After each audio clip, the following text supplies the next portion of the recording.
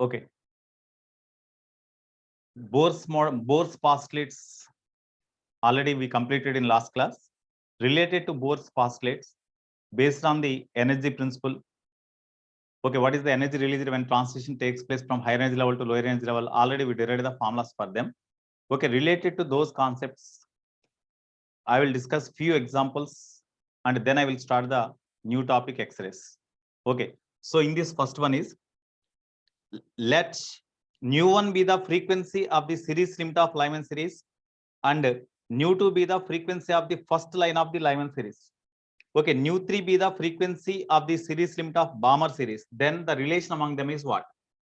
So ikkada nu1 be the frequency of the series limit of Lyman series another. That means in the Lyman series, what is the maximum frequency emitted that is given?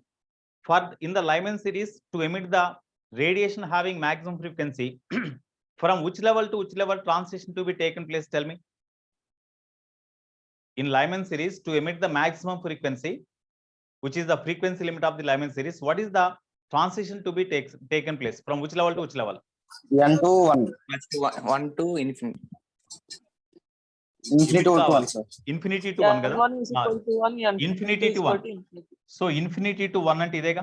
This is the maximum energy of the radiation emitted in Lyman series having maximum frequency nu1. So nu1 ichadu. Ikkada nu1. Nothing.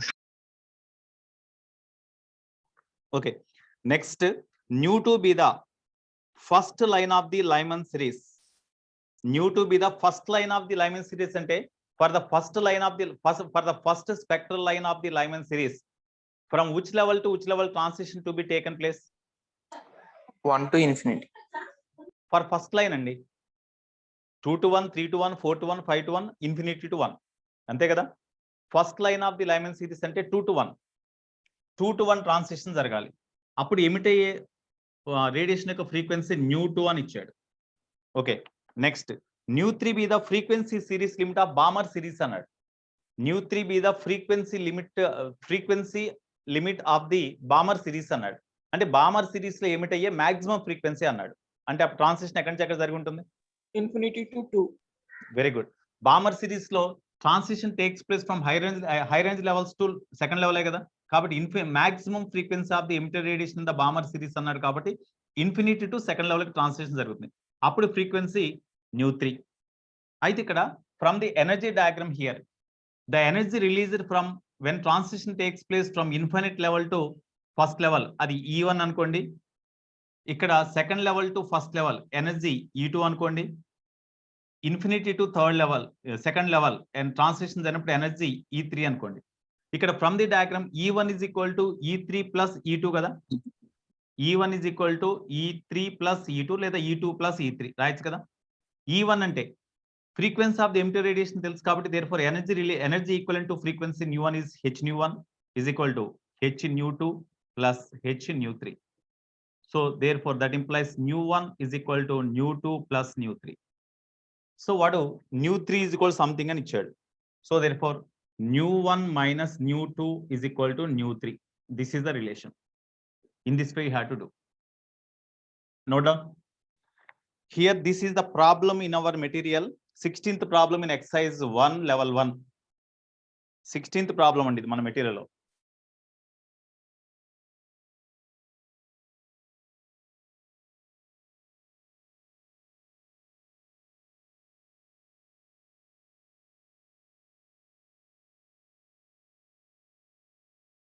Next, example 2.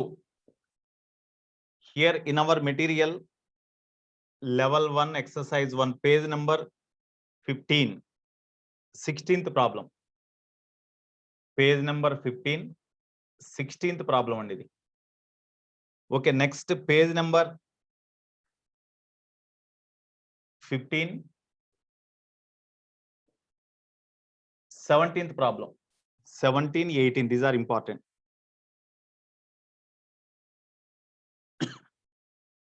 18th one, a hydrogen atom is in excited state of principal quantum number n.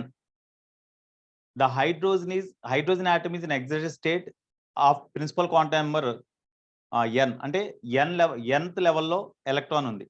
If it emits a photon of wavelength lambda when it returns to the ground state, then the value of n is, ఇది direct అనుకుంటా కదండి, ఇక్కడ n2 is equal to n అండి, n1 is equal to ground state అంటే 1 కదా.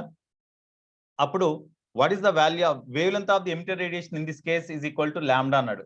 Then what is the value of n? That is question mark. ఇది what is the formula for wavelength of the emitted radiation? 1 by lambda is equal to general formula rz square into 1 by n1 square minus 1 by n2 square గా. ఇక్కడ hydrogen అన్నాడు కాబట్టి for hydrogen atom z is equal to 1 గా. Therefore 1 by lambda calculate చేయాలి. r into r is the Rydberg constant. 1 by n1 square అంటే 1 square minus 1 by n square. Cross multiplication. 1 by lambda r is equal to 1 minus 1 by n square. Or 1 by n square is equal to 1 minus 1 by lambda r. Or you take LCM. Lambda r minus 1 by lambda r. Or n is equal to square root of lambda r by lambda r minus 1. Of course, it is simple problem only.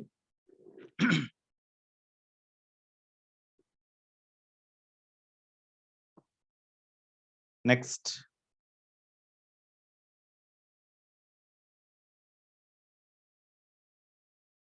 Note చేయండి. Homework లో ఇచ్చారు sir 17th problem 16th కూడా. Next 20th problem, example 3, page number 15, problem number 20, 21, 22. These 2 are important, 3 are important. 20, 21, 22. 22 ఇచ్చారు sir మీరు, 22 solution పెట్టారు sir మీరు group లో. Solution పెట్టాం కానీ అది ఇంపార్టెంట్ అమ్మా, ఎక్స్ప్లెయిన్ చేయాలి. Okay sir. ఓకేనా, some only few people can understand. అదే మీరు గ్రూప్ లో నిన్న ఇప్పుడు పెట్టినట్టున్నారు కదా. Yes sir. Okay, next 20th and example 3 in our material, it is 20th problem, page number 15. Monochromatic radiation of wavelength lambda is incident on a hydrogen sample containing in ground state. Hydrogen atom absorbs the light and subsequently emit radiations of 10 different wavelengths. And ikkada suppose here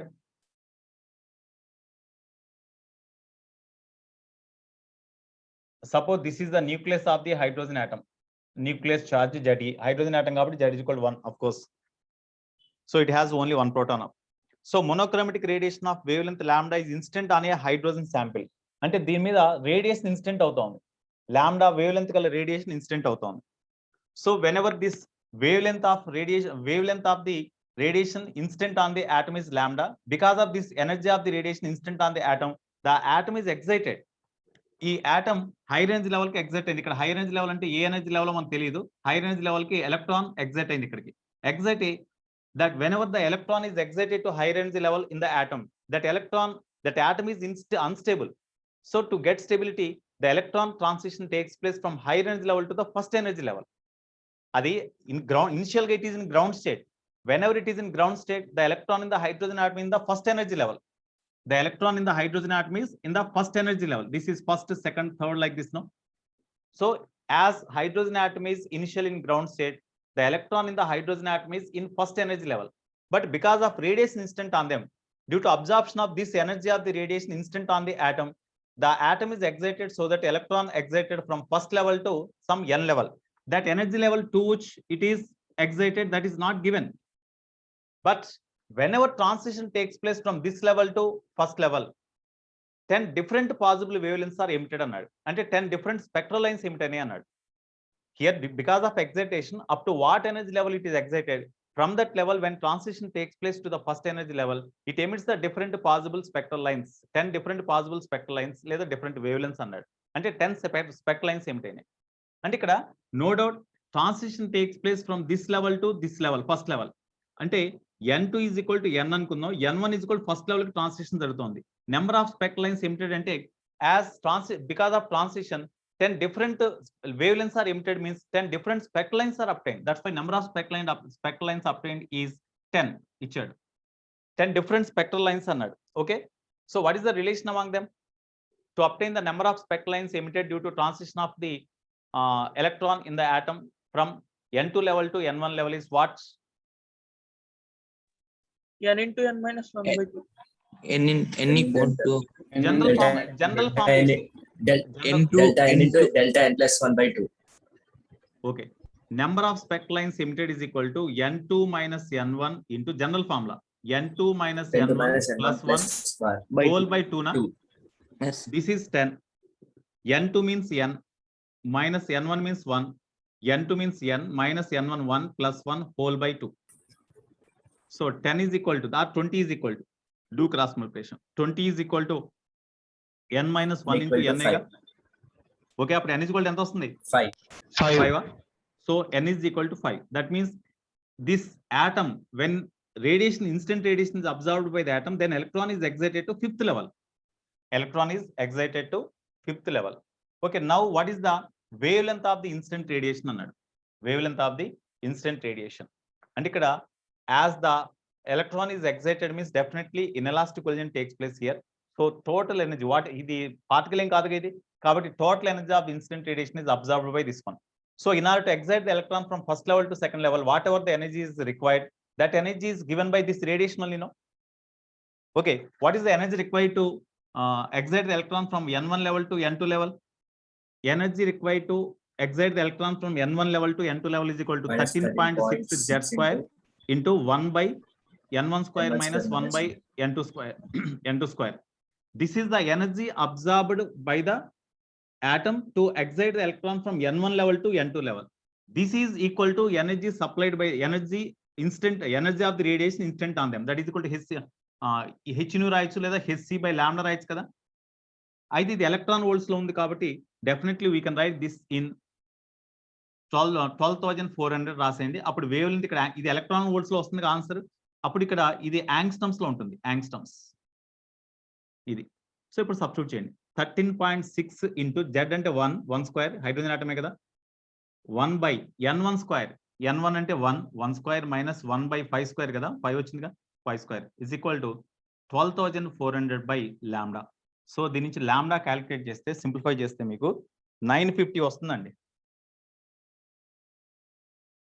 950 angstroms వస్తుంది. Nanometres లో మార్చుకుంటే by 10 కదా, అంటే 95 nanometre.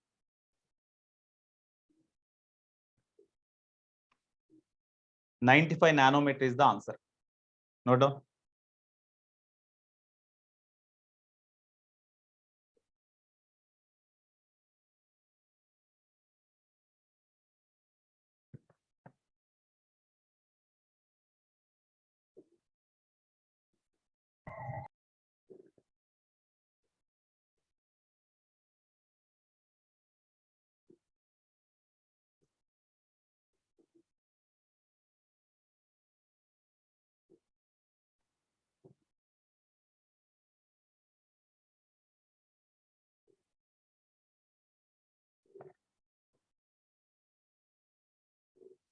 అయిపోయిందా?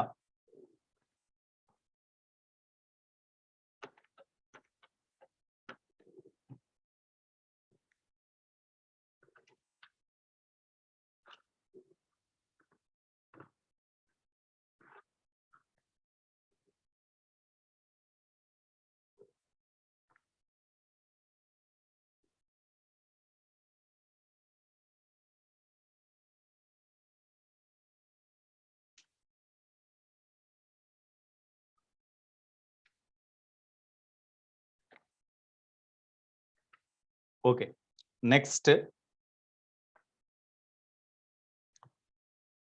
in our material, page number 16, problem number 7. So that is example 4.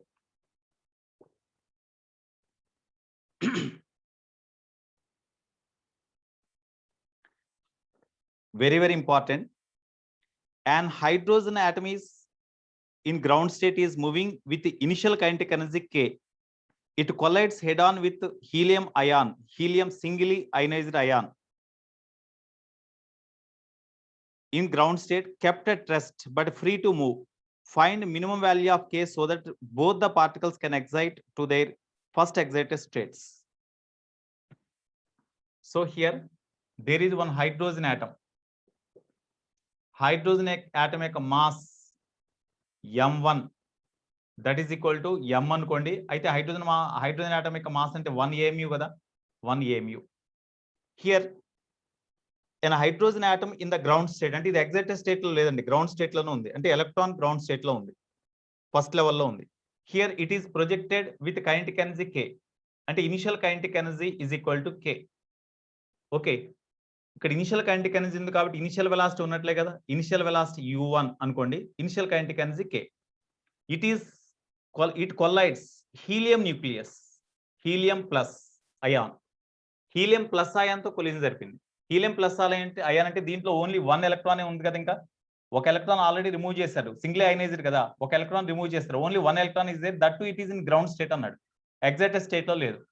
It is a rest but free can move freely.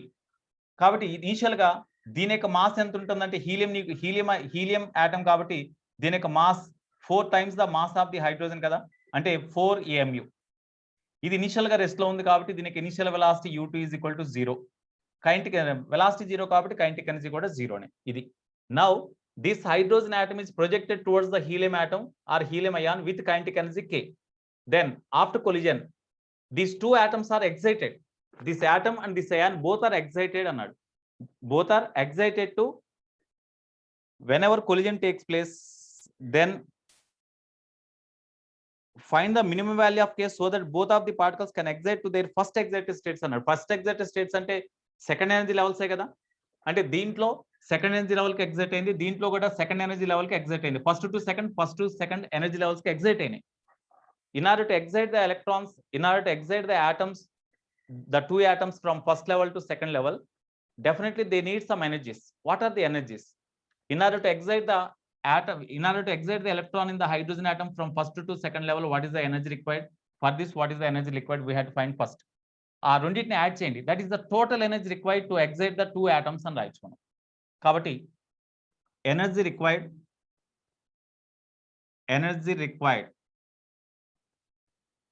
To excite the hydrogen atom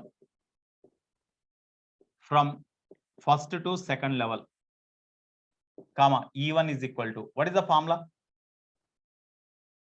Energy required to excite the hydrogen atom from first to second level అంటే general formula 13.6 Z² into 1/N1 square minus 1/N2 square కదా general formula.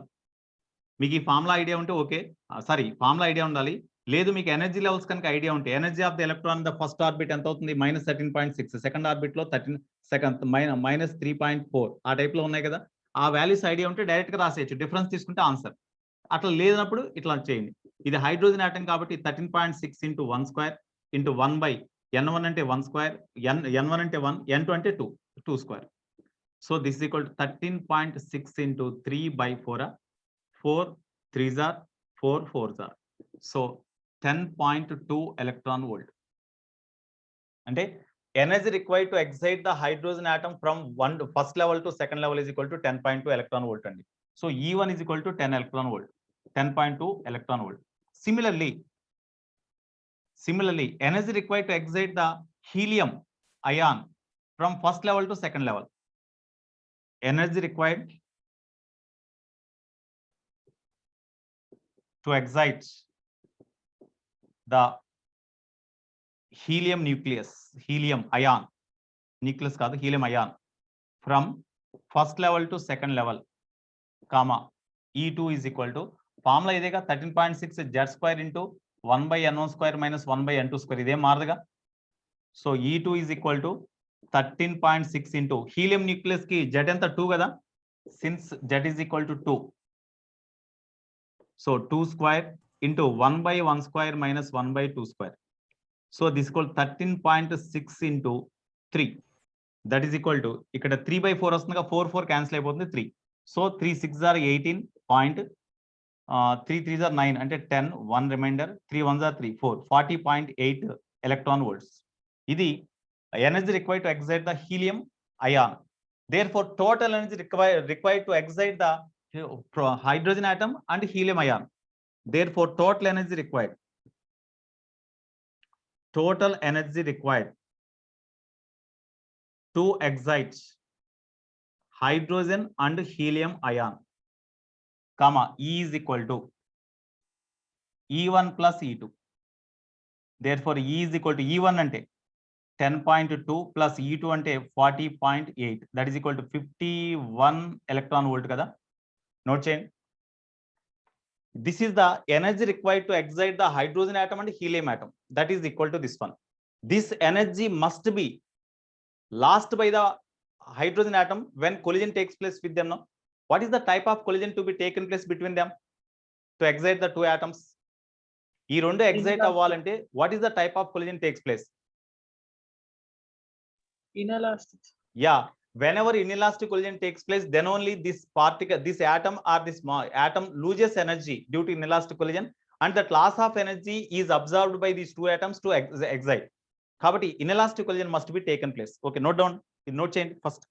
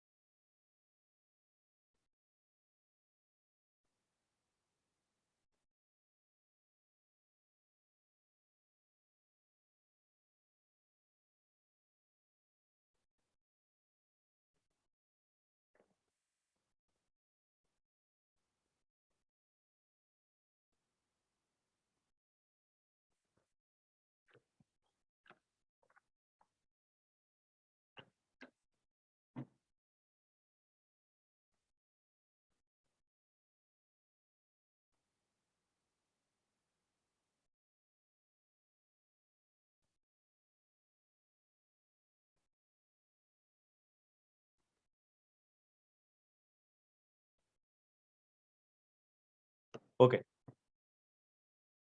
So 51 electron volt is the energy required to excite the hydrogen and helium.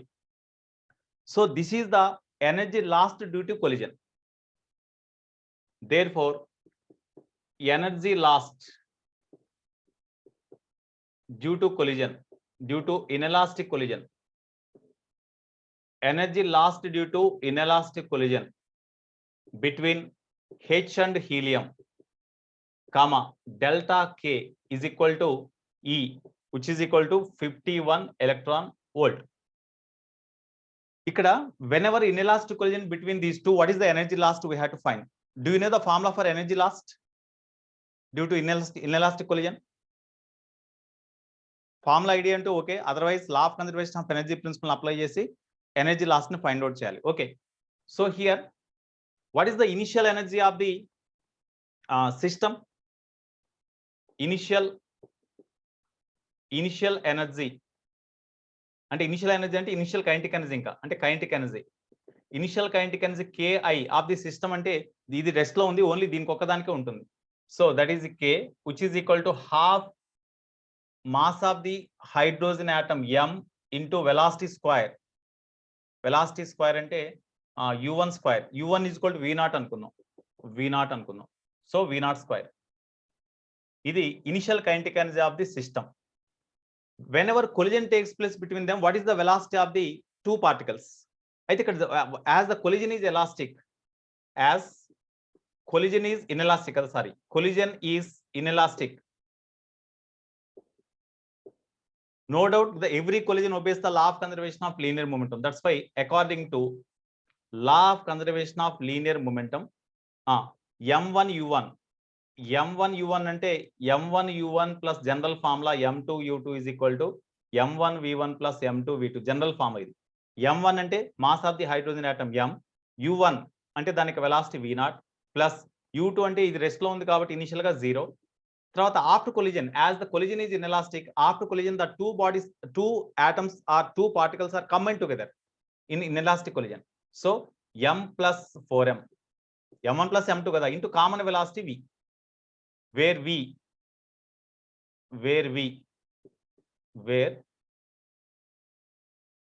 v is common velocity.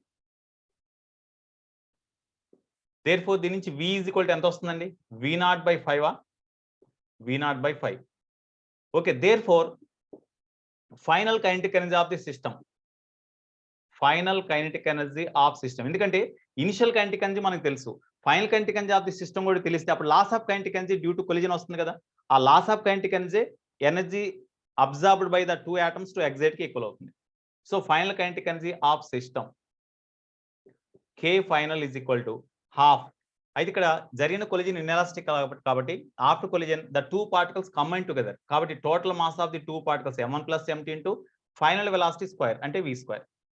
Therefore final kinetic energy is equal to half into m1 plus m2 అంటే m plus 4m into final velocity అంటే v0 by 5 square కాబట్టి v0 square by 25. So this is equal to half into 5m into v0 square by 25. 5 5s are. Therefore that is equal to 1 by 5 into half m into v0 square. But half m into v0 square is equal to k kada. Therefore final kinetic energy becomes k by 5. Therefore what is the loss of energy? Loss of kinetic energy due to collision. Therefore loss of kinetic energy due to collision, delta k is equal to k by k initial kinetic energy minus final kinetic energy. ఇది loss కదా, final kinetic energy తక్కువ ఉంటుంది కాబట్టి delta k is equal to initial kinetic energy k minus final kinetic energy అంటే k by 5. That is equal to 4k by 5. This must be equal to it is the loss of kinetic energy by the system due to collision that must be absorbed by the these 2 atoms to excite. No, that is equal to 51 electron volt kada. So that is equal to E, which is equal to 51 electron volt. Therefore initial kinetic energy of the hydrogen atom is equal to 51 into 5 by 4. That implies k is equal to then ఇది electron volts లో ఉంది కదండి. So దాన్ని simplify చేస్తే మీకు వచ్చే answer 63.75 అండి. 63.75 చూడండి ఒకసారి మీరు. This is the answer you will get. 63.75 electron volt. Okay.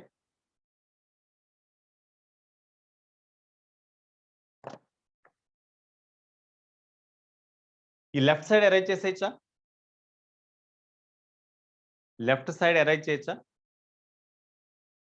Yes, sir. Okay.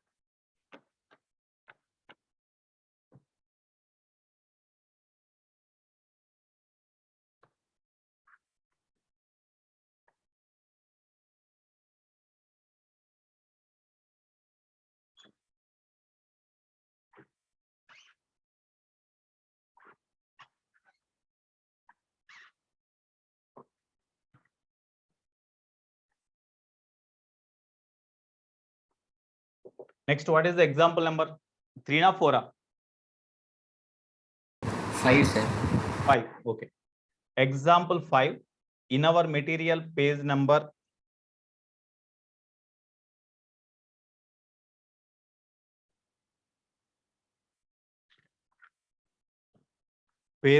16. Problem number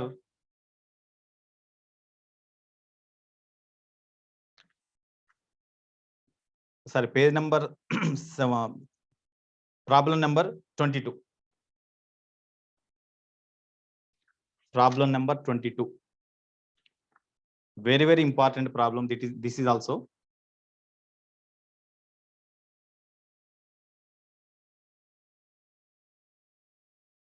ఒకసారి when you hear the problem seems to be very simple, but while doing it becomes very difficult. So you practice these problems. ఒకసారి ఒక 2 times అట్లా చేస్తే practice అయ్యి మా concept buildup అవుతుంది. So మీరు practice చేయండి ఇవాళ స్టడీ అవర్లో. Okay, next. Electrons are emitted from an electron gun at almost zero velocity are accelerated by electric field E through a distance of 1 meter. The electrons are now scattered by the atomic hydrogen sample in ground state. What should be the minimum value of E so that light of wavelength 656.3 nanometer may be emitted by the hydrogen? అయితే first of all, electrons are emitted from the gun is almost with zero velocity are accelerated by electric field through a distance of 1 meter. When electron is accelerated through a distance of 1 meter, definitely electron acquires some velocity or some kinetic energy. With that kinetic energy, it makes collision with the hydrogen atom. Okay, కాబట్టి what is the kinetic energy acquired? Here, when electron is accelerated through electric field of intensity capital E అనుకోండి, వాడు capital E ఇచ్చాడు కదా, electric field of intensity capital E. What is the work done on the electron? Work done on the electron అంటే force acts on the electron is equal to EE into displacement of the electron D. That's why this is equal to work done, which is equal to gain kinetic energy half mv square minus 0. So ఇక్కడ potential difference terms లో రాసుకోవాలి. ఇక్కడ when here electron is accelerated through a electric field of E, potential difference between them is PD, but PD between those 2 points between which the electron is accelerated in the electric field E is V అనుకుంటే V is equal to E into D రాయొచ్చు కదా. So ఇక్కడ ED plus లో V రాసేయండి, VE is equal to half m into V square. It is the potential difference through which the electron is accelerated to acquire this amount of energy. This is the kinetic and maximum kinetic energy acquired by the electron, K max. With this kinetic energy, now the electron makes collision with the atom. With this kinetic energy, the electron makes collision with the atom. Okay, now these electrons are scattered by the atomic hydrogen sample in the ground state. Minimum value of E, so that the wavelength of the 656.3 nanometer may be emitted by the hydrogen atom. So when this electron makes collision, when this electron with this kinetic energy makes collision with, here when this electron makes collision with hydrogen atom in ground state, okay, then what is the type of collision takes place? చెప్పండి. Definite గా hydrogen atom excite అవ్వటం వల్ల అది wave length emit చేస్తుంది. ఎంత wave length emit చేస్తుంది అంటే 656.3 nanometre wave length emit చేస్తుంది. So when electron with kinetic energy K max makes collision with hydrogen atom. Okay, so అప్పుడు because of collision with hydrogen atom excitation takes place. మళ్ళీ transition జరగటం వల్ల, okay, then excitation takes place. But due to transition,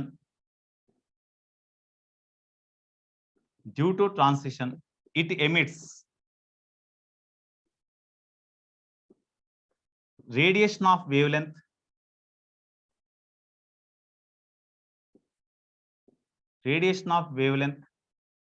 lambda is equal to, that is given, lambda is equal to 656.3 nanometre అన్నాడు. అంటే how many angstroms? 656.3 nanometre అంటే how many angstroms? 1 nanometre is equal to 10 angstroms అండి. కాబట్టి 656.3 nanometre అంటే 6563 యాంగ్స్టమ్సే కదా. అంటే here because of this electron makes collision with the hydrogen atom is excited. Because of excitation, electron in the hydrogen atom excited to the high energy level. Whenever again due to transition from high energy level to the first energy level, the hydrogen atom emits the radiation of wavelength 656.3 nanometer or this much angstroms. That means in which region it is there, in which region this wavelength lies in the hydrogen atom. In hydrogen atom there are different series of spectra are there, no? In which series this wavelength lies? ఇది visible region లో ఉంది కదండి. 6000 మీకు already చెప్పా, wavelength range of the visible region is from approximately 4000 angstroms to 8000 angstroms అని. ఇది in between ఉంది కాబట్టి definitely it is in visible region కదా. Therefore it is in visible region. Visible region లో ఉంది అంటే ట్రాన్సిషన్ హైయర్ లెవెల్ నుంచి ఎక్కడ జరిగి ఉంటుంది? Hence it is in Balmer series. It is in Balmer series. Balmer series అంటే ట్రాన్సిషన్ హైయర్ ఎనర్జీ లెవెల్ నుంచి ఎక్కడ జరగాలి?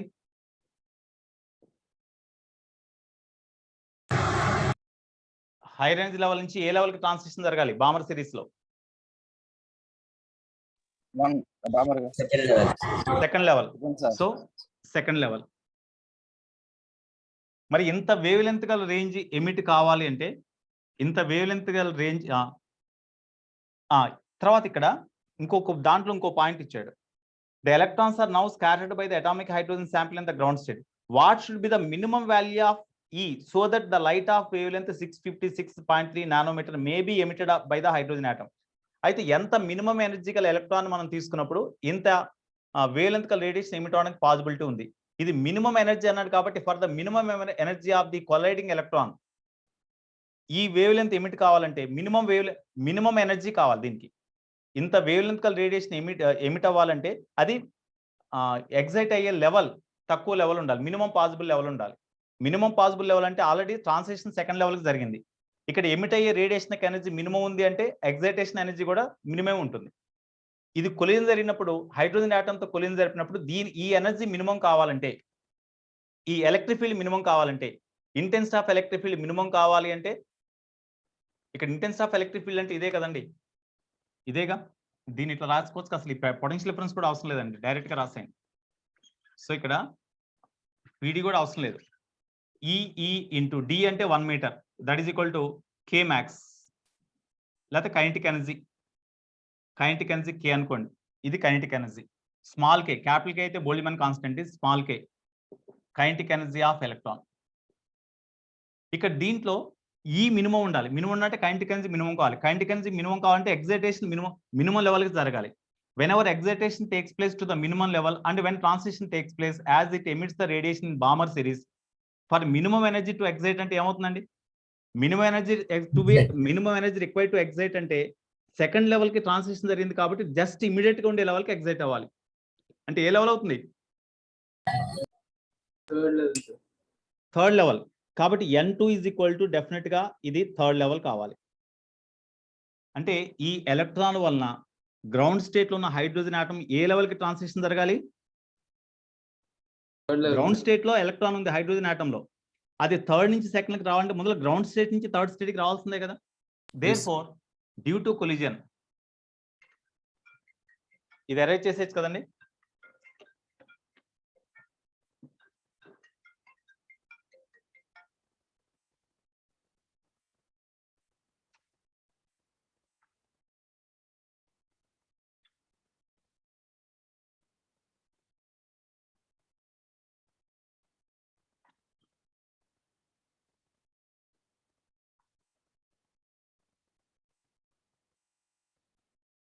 So it is in visible region, hence it is in Balmer series. So N2 is equal to N2, N1 is equal to for minimum E or kinetic energy of electron, minimum kinetic energy of electron, excitation must be taken place. Excitation must be taken place to the immediate higher energy level in the Balmer series. Immediate higher energy level in Balmer series. In Balmer series, that is N2 is equal to N, that is equal to 3 and N1 is equal to 1. అంటే third level కి electron excites అవ్వాలి. Okay, higher energy level in Balmer series, that is N2 is equal to 3. That's all.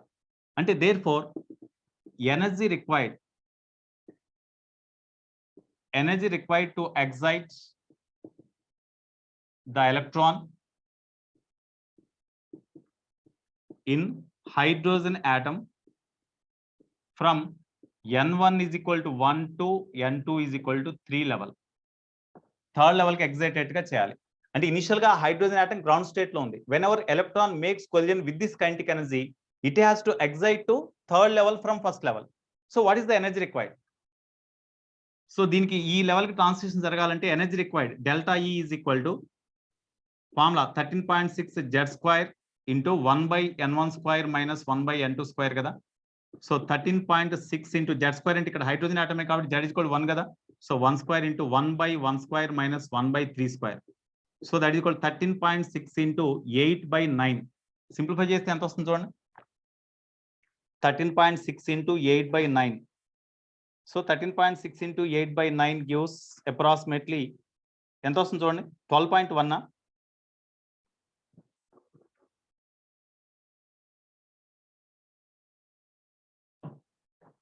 12.1 చూడండి, ఇది ఎంత వస్తుందో.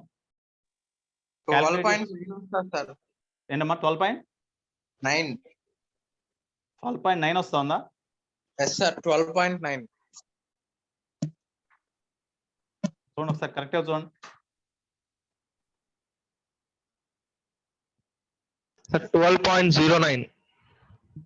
అది 12.09. Yes 12.09. That is nearly equal to 12.1 electron volt అనొచ్చు కదా. ఓకేనా? So this is the energy required to excite the electron in the ground state of hydrogen atom from first level to third level. This is given by this electron when makes collision with this hydrogen atom.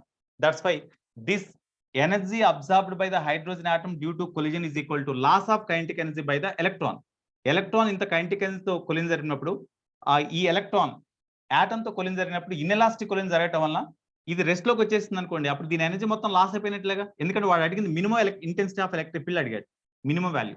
కాబట్టి loss of kinetic energy therefore loss of KE by electron అంటే delta K is equal to energy absorbed by the this one. Loss of kinetic energy అంటే ఇక్కడ చూడండి, దీని నుంచి ఈనేగా EE ఇది joules లో ఉంటుంది. That is equal to delta ఈ అంటే 12.1 ఇంటూ ఇది ఎలక్ట్రాన్ వోల్ట్స్ లో ఉంది కాబట్టి జౌల్స్ లో మార్చుకోవాలంటే దిస్ వన్ ఇంటూ ఈ. ఇక్కడ ఈ క్యాన్సిల్ అయిపోతే therefore intensity of electric field required is equal to 12.1 volt per metre లేదా newton per coulomb. Intensity of electric field required.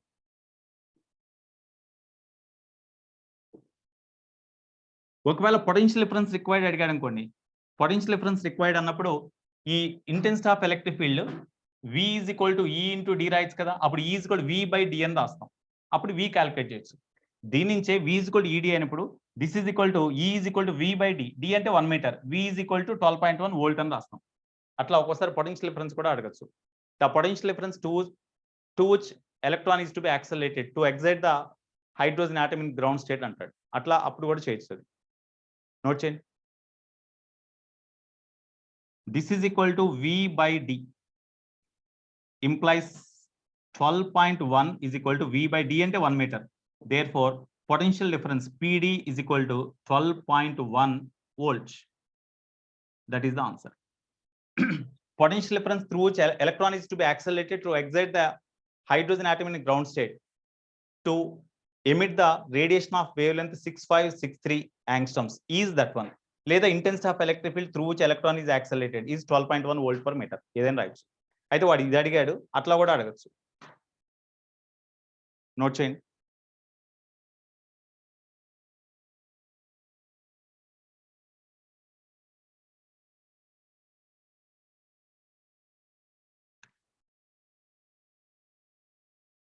ఇటువైపు లెఫ్ట్ సైడ్ అరేంజ్ చేయొచ్చా?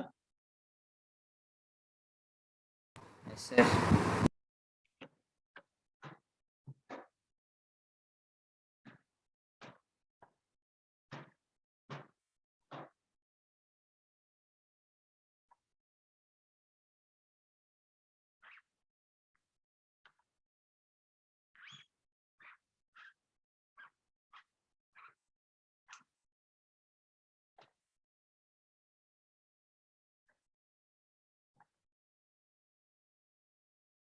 Example 6, last problem.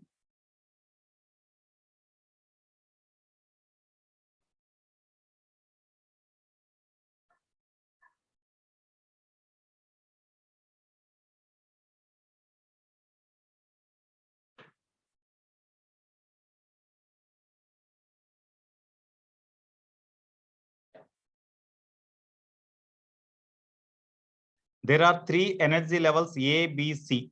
Energy of A greater than energy of B greater than energy of C. wavelength of the radiation corresponding to transition from C to B, C to B, B to A. అంటే ఇవి ABC అండి. Energy of ఇక్కడ దీని యొక్క energy EA, ఇక్కడ energy EB, energy EC. So when transition takes place from C to B, C to B transition జరిగినప్పుడు ఏమిటయ్యే radiation యొక్క వేవ్ లెంత్ λ1 అన్నాడు. Okay, B to A transition జరిగినప్పుడు ఏమిటయ్యే రేడియేషన్ యొక్క ఎనర్జీ λ2 అని ఇచ్చాడు. When transition takes place from C to A wavelength is λ3 అన్నాడు. సి టు ఏ ట్రాన్సిషన్ జరిగినప్పుడు వేవ్ లెంత్ λ3 అన్నాడు. What is the relation among them? Already you see whenever the transition takes place from C level to A level, C level to A level, then energy released is equal to ఈ రెండిటికి energies మధ్య డిఫరెన్సే కదా ఏంటి, ఈ రెండిటికి energies మధ్య డిఫరెన్సే energy released కదా. అంటే this energy released is equal to energy released in this case plus energy released in this case. In this case energy released, ఈ కేసులో ఎనర్జీ రిలీజ్డ్ ఎంత అండి? ఇక్కడి నుంచి ఇక్కడికి ఎనర్జీ, ఇక్కడి నుంచి ఇక్కడికి ట్రాన్సిషన్ జరుగుతోంది కాబట్టి ఇక్కడి నుంచి ఫస్ట్ ఇక్కడి నుంచి ఇక్కడికి energy released when transition from C to A is equal to energy released when transition from C to B plus energy released from transition from B to A. Correct ena? According to conservation of energy principle. Energy released when transition takes place from C to A ante energy is equal general formula hc by lambda రాయొచ్చు in terms of lambda. Frequency అయితే h ను అని రాస్తాం. lambda లో ఇచ్చాడు కాబట్టి lambda రాయాలంటే energy released when transition takes place from C to A అంటే ఏం రాసుకోవచ్చు? నీకు వేవ్ లెంత్ ఇచ్చేసాడు ఇక్కడ కాబట్టి హెచ్సి బై λ3 అని రాయొచ్చు కదా. That is equal to ECB అంటే HC by C to B λ1 plus HC by λ2 నా హెచ్సి క్యాన్సిల్ చేసేస్తే 1 by λ3 is equal to 1 by λ1 plus 1 by λ2. Here they asked what is λ3. Therefore, λ3 is equal to λ1 λ2 by λ1 plus λ2 kada. This is the relation among them. Okay.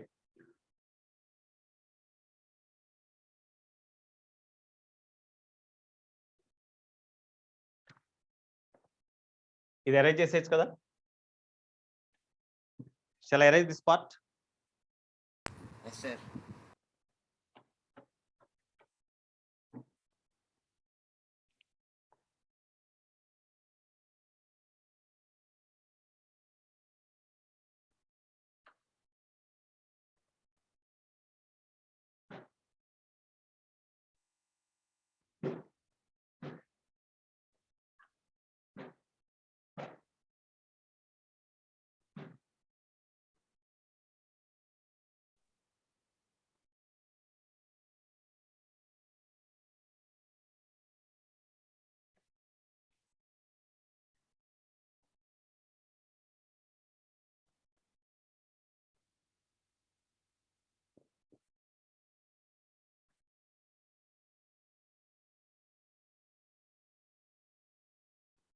Example 7 in our material, page number 16, problem number 8.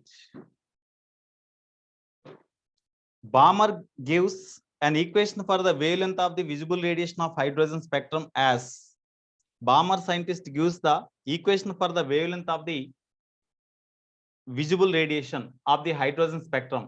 Lambda is equal to kn square by n square minus 4. The value of k in terms of Rydberg constant is dash. Then value of k is dash. That is the question. In case of Balmer series, what about the n2 is equal to n level? n1 is equal to what? In case of Balmer series, for Balmer series, definitely transition must be taken place from high range levels to second level. No, కాబట్టి n1 is equal to fixed, n2 fixed కాదు అక్కడ. n1 అనేది fixed అండి, n2 fixed కాదు. ఓకేనా? The value of k in terms of Rydberg constant అడిగాడు. Okay, k value find out చేయమన్నాడు.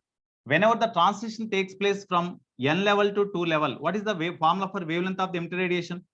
1 by lambda is equal to rz square general formula into 1 by n square minus 1 by n2 square కదా general formula. 1 by lambda is equal to r into, in case of hydrogen atom కాబట్టి z is equal to 1 square. Hydrogen atom ఇక్కడ ఇచ్చింది, hydrogen atom, hydrogen spectra అన్నాడు కదా. into 1 by 1 square, n1 square into 2 square minus 1 by n square. So therefore 1 by lambda is equal to r into 1 by 4 minus 1 by n square. Okay, you take LCM. So r into n square minus 4 by 4n square. Therefore lambda is equal to 4n square by r into n square minus 1.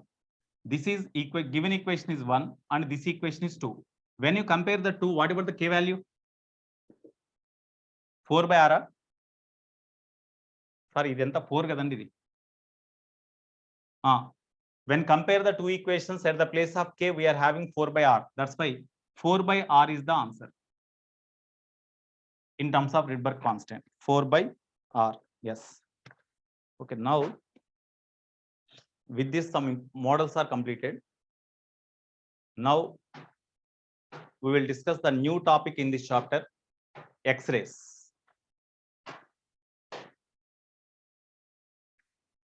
Note change.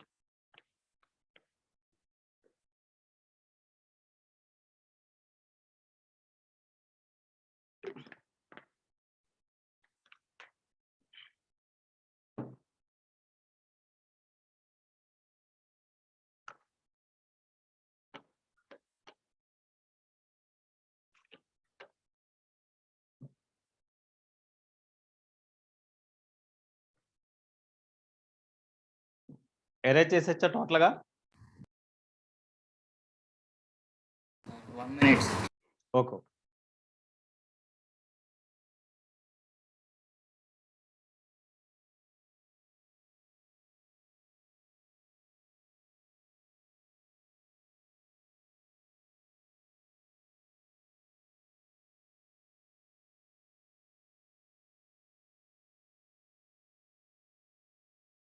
It side arrange చేయొచ్చు, left side.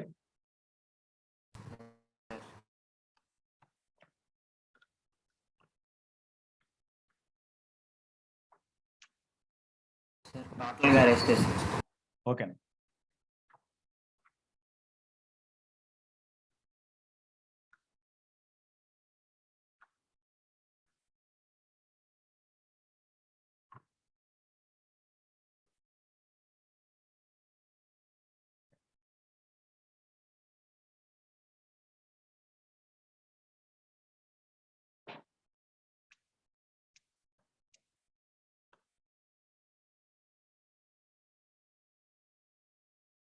Right.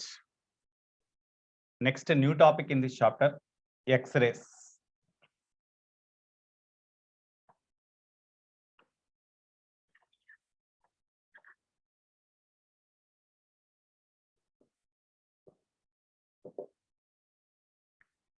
Actually, the Roentgen scientist, while performing one experiment,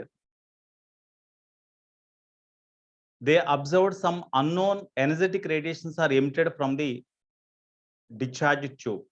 Discharge tube ante I mean highly evacuated glass chamber లేదా glass tube ని తీసుకున్నాడు అతను. Okay, ఒక experiment చేసినప్పుడు ఆ glass tube లో నుంచి అన్నోన్ ఎనర్జెటిక్ రేడియేషన్స్ ఎమిట్ అవుతున్నట్లుగా అబ్జర్వ్ చేశారు. అయితే మనం జనరల్ గా మ్యాథమెటిక్స్ లో ఏదైనా అన్నోన్ పారామీటర్ ఉందనుకోండి, దాన్ని క్యాలిక్యులేట్ చేయాలంటే లెటర్స్ సే ఎక్స్ అనుకుంటాం చూడండి. ఆ టైప్ లో రాయింజన్ కూడా he thought that those rays are later they want to investigate about those rays. That's why they imagine that rays are some X-rays. That was finally finalized and called as the X-rays only. Still we are calling them as X-rays only. Okay, so because of invention of these X-rays, the first physics scientist or physicist who was awarded with Nobel Prize is Roentgen. మొట్టమొదటి physics లో Nobel prize ఎవరికి వచ్చింది అంటే Roentgen, because of his discovery of this X rays. Okay, అయితే ఇక్కడ ఇతని X rays means they are highly energetic radiation. వాటి యొక్క wavelength range approximately wavelength range of X rays is from 0.1 angstrom to 0.1 angstroms to 100 angstroms. ఇది wavelength range అండి. Wavelength range X rays కి 0.1 angstrom నుంచి 100 angstroms మధ్యలో ఉంది. అదే gamma rays అనుకోండి ఇంకా పవర్ఫుల్ అవి. గామా రేస్ యొక్క wavelength range less than 0.1 angstrom ఉంటుంది. గామా రేడియేషన్ యొక్క wavelength range less than 0.1 angstrom ఉంటుంది. అంటే they are more powerful compared with X rays. Okay, so here wavelength range is from 0.1 angstroms to 100 angstroms. అట్లాగే frequency X rays range దేనికోసం వాడతాం sir మనం? ఏంటమ్మా X rays what's the purpose of X rays sir? నాన్న, suppose ఏదన్నా మనం బోన్ ఫ్రాక్చర్ అయింది అనుకోమా, x ray film తీసుకోవడానికి వెళ్తామా లేదా? Yes sir. అక్కడ తీసేది ఎక్స్రే ఫిల్మేగా, ఎక్స్రేస్ యూజ్ చేస్తారుగా అక్కడ. Okay, I will explain after completion of this one what are the uses of x-rays. I will explain. Okay, right. Wavelength range of the X-rays are from 0.1 angstroms to 100 angstroms, and frequency range of X-rays is from 10 to the power of 16 Hz to 10 to the power of 18 Hz. It is the frequency range.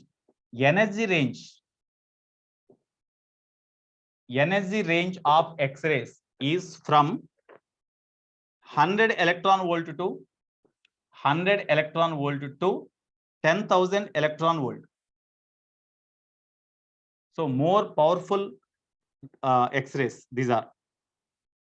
Okay, here because of this discovery of the X-rays, Roentgen was awarded with the Nobel Prize first in physics. Okay, now in order to produce the X-rays, what is the experimental setup he used? We have to discuss. So construction of the that glass tube, have evacuated glass tube from by which he produces the X-rays, they are called X-ray tube. So what is the construction of the X-ray tube?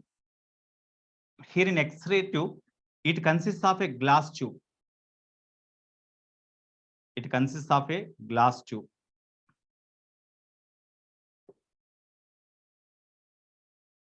Here it consists of, to this glass tube, a glass bulb is also arranged like this.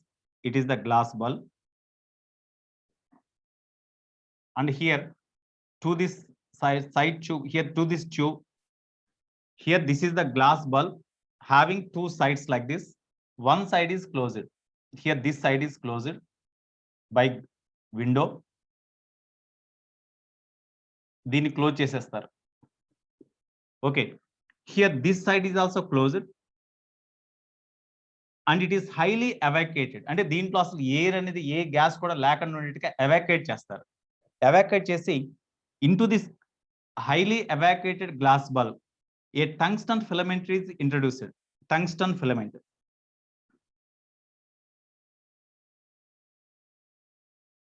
ఇక్కడ tungsten filament ని introduce చేస్తారు లోపలికి.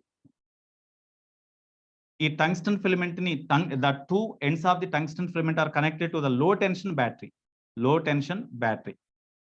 Tension battery అంటే ఇది apply చేసే voltage or potential difference 5 volt నుంచి approximate గా 12 volt ఆ మధ్యలో ఉండేట్టుగా కనెక్ట్ చేస్తారు.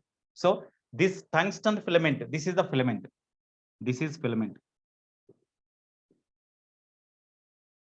This filament is connected to the low tension battery, which can apply the potential difference across the this filament is 5 volt to 12 volt approximately. Here in front of the tungsten filament, here a metal block made of heavy metal like tungsten, molybdenum, అటువంటి metals తో తయారు చేయబడిన ఒక heavy metal piece లేదా metal block, దాన్ని in front of the tungsten filament ఇక్కడ ఉంచుతాం. That is called as the target. So this is called target. This is the target made of molybdenum or tungsten.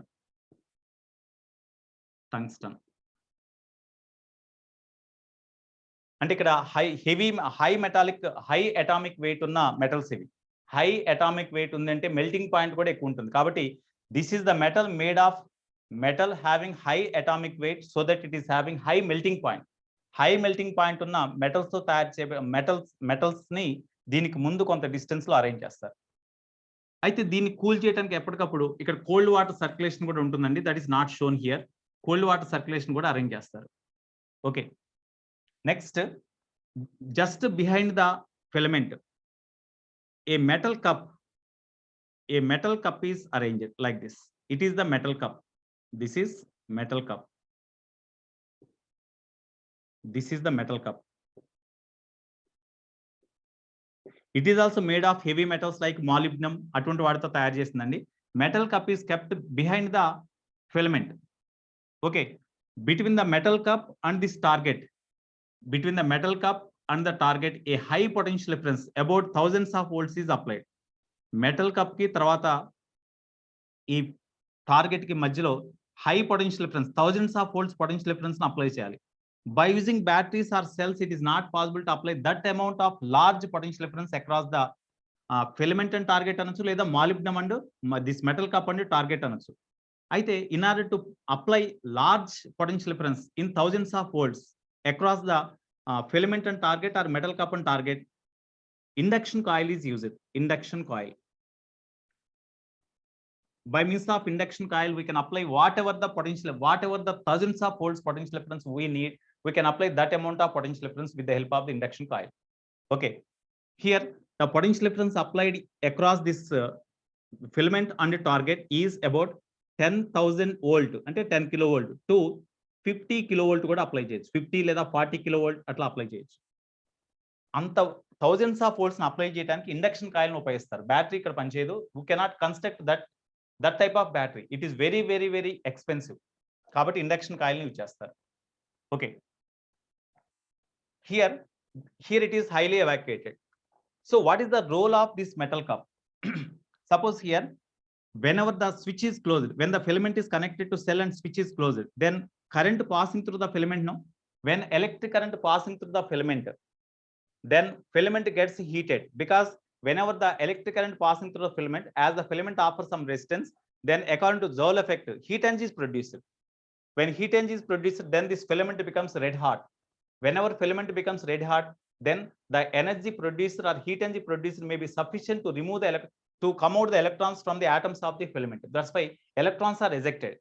So whenever the electric current passing through the filament, if the filament eject the electrons, then we call such process as, what do we call such process? Filament ద్వారా current pass చేసినప్పుడు filament నుంచి కనుక electrons emit అయితే, what we call such process? Already I said 4 methods to produce that. No. Photo electric current sir. No. Photo electric ఇక్కడ ఏమన్నా ఫోటోమెట్లు ఉందా అసలు? ఇక్కడ ఏమన్నా ఫోటో ఎలక్ట్రిక్ ఎఫెక్ట్ అనడానికి? Electron emission sir. Yes, somebody else told. Electron emission. Thermionic emission. Very good. Who said thermionic emission? Uday? Yes sir. Okay, Nana, very good. Thermionic emission. I said 4 methods to produce the electrons. One is thermionic emission, photoelectric emission, beta decay, cathode rays by electric discharge method. Electric discharge method lo approximate ga pressure of the air inside the tube 0.1 mm of Hg unchi high potential difference apply చేసినప్పుడు ionisation వలన cathode నుంచి కొన్ని race emit అవుతున్నట్టుగా observe చేశారు, కొన్ని particles emit అవుతున్నట్టుగా observe చేశారు. దాన్నే cathode race అంటారు. అయితే ఆ క్యాథోడ్ రేస్ లో ఏ పార్టికల్స్ ఉన్నాయి అనే వాటి మీద J.J. Thomson performed experiment, and they observed, and they said that the particles in the cathode rays for electrons. In this way, electrons were discovered by J.J. Thomson. Adi cathode rays. Cathode rays ante nothing but electrons. Then electric discharge method antam. That is one method to produce the electrons. Photoelectric effect means already in last class we studied. Whenever the light radiation having suitable frequency instant on the photometal, they eject the electrons. They are called photoelectrons, and phenomena is called photoelectric emission. Okay, that is second method to produce the electrons. Next, beta decay. We know inside the nucleus the neutrons are stable. Already we know inside the nucleus there are neutrons and protons. No, whenever the neutrons are there inside the nucleus, they are stable. But whenever the neutron come out from the nucleus, then that is unstable. So because of instability of the neutron, when it come out from the nucleus, it splits into proton and electron. It splits into a proton and electron. Such electron liberated there in that process due to decay of neutron is called the beta particle and beta decay. Such decay is called beta decay. Decay means disintegration, splitting of neutron into proton and electron. That electron released there is called beta particle, and that process is called beta decay. So beta decay means that is also one type of process to produce the electrons. Next, thermionic emission I said. Whenever the electric current passing through the filament, as the filament gets red hot, then from the filament eject the electrons. Such process is called thermionic emission, and the electrons liberated in this process are called thermions. ఆ థర్మియాన్సే ఇక్కడ electrons. సరే, ఇక్కడ electrons ఇలా liberate అయినాయి అనుకుందాం. అయితే ఇక్కడ దీనికి బిహైండ్ మెటల్ కప్ నుంచారు కదా, ఈ మెటల్ కప్ కి హై నెగిటివ్ పొటెన్షియల్ ఇస్తారు by induction coil. By induction coil ఇక్కడ దీనికి హై నెగిటివ్ పొటెన్షియల్, తర్వాత ఈ టార్గెట్ కి ఏమో హై పాజిటివ్ పొటెన్షియల్ ఇస్తారు. పాజిటివ్, ఇక్కడేమో నెగిటివ్ పొటెన్షియల్ ఇస్తారు, negative. So as metal cup is given high negative potential, the electrons liberated in this process are repelled strongly by this metal cup, are repelled strongly by this filament, because internally metal cup and filament are joined with the wire, this wire. That's why we can say it is the potential difference applied across the metal cup and target or filament and target. This potential difference applied across the filament and target or metal cup and target is called the operating voltage లేదా accelerating voltage. ఈ potential difference V అనుకోండి, ఇక్కడ ఎంత potential difference apply చేస్తారంటే V is the operating voltage అంటారు. Operating voltage of the X ray tube, operating voltage of X ray tube. So when V operating voltage is applied across them, then the electrons liberated by the filament are strongly repelled by the metal cup and attracted by the target because it is given positive potential. Hence, electrons are accelerated from metal cup towards the target, and before they reaches the target, they strikes the target metal with greater energy, greater kinetic energy. Here, this metal cup makes all the electrons liberated by the filament made to hit the target metal at certain point. అంటే ఇక్కడ ఈ metal cup concave shape లో ఉంది కాబట్టి దీని వల్ల repulsion వల్ల అన్ని ఎలక్ట్రాన్స్ కూడా దీని నుంచి reply they concentrate at a point on the target metal and they strike the target metal at certain point, at a point. In such a way this metal cup works. So because of metal cup, almost all the electrons liberated by the filament strikes the target metal in a small region. Okay, in such a way metal cup is acting. Now tell me, what is the potential difference between the filament and target? V, that is called operating voltage. In this operating voltage, as the electron is accelerated across this operating voltage between filament and target, before electron reaches the target, what is the work done by this operating voltage on the electron? ఇక్కడ నుంచి electron ఇక్కడికి వచ్చే లోపు ఈ across this filament and target లేదా metal cup and target apply చేసిన ఈ operating voltage వలన what is the work done on the electron? Work done on the electron, work done by operating voltage V on electron liberated by the filament, comma W is equal to operating voltage VQ kada general ga work done in order to accelerate the charge Q across the potential difference V, work done is equal to VQ kada, kabatti work done is equal to VQ. ikkada Q ante charge of the electron kabatti E rasa, that is equal to, according to work energy theorem, gain in kinetic energy half mv maximum square minus 0. Therefore VE is equal to half mv maximum square. This is equation 1. So because of this operating voltage, the electron acquires maximum kinetic energy, and with that kinetic energy they strikes the target material. And whenever this electron strikes the target material, it loses energy at the target material. That loss of energy by the electron when it makes collision with the target material is emitted by the target material in the form of radiation. That radiation is called X radiation. These are called X-rays. అంటే ఇక్కడ electrons దీంతో Colin జరిపినప్పుడు ఎంత energy అయితే loss అవుతాయో ఆ ఎనర్జీని మళ్ళీ ఎనర్జీ రూపంలో రేడియేషన్ రూపంలో ఎమిట్ చేస్తాయి. ఆ ఎమిట్ చేసే రేడియేషనే ఎక్స్రేస్ అన్నాం మనం. ఆ ఎమిట్ చేసే రేడియేషన్సే X rays. In this way X rays are emitted by X ray tube by the Roentgen scientist. Roentgen.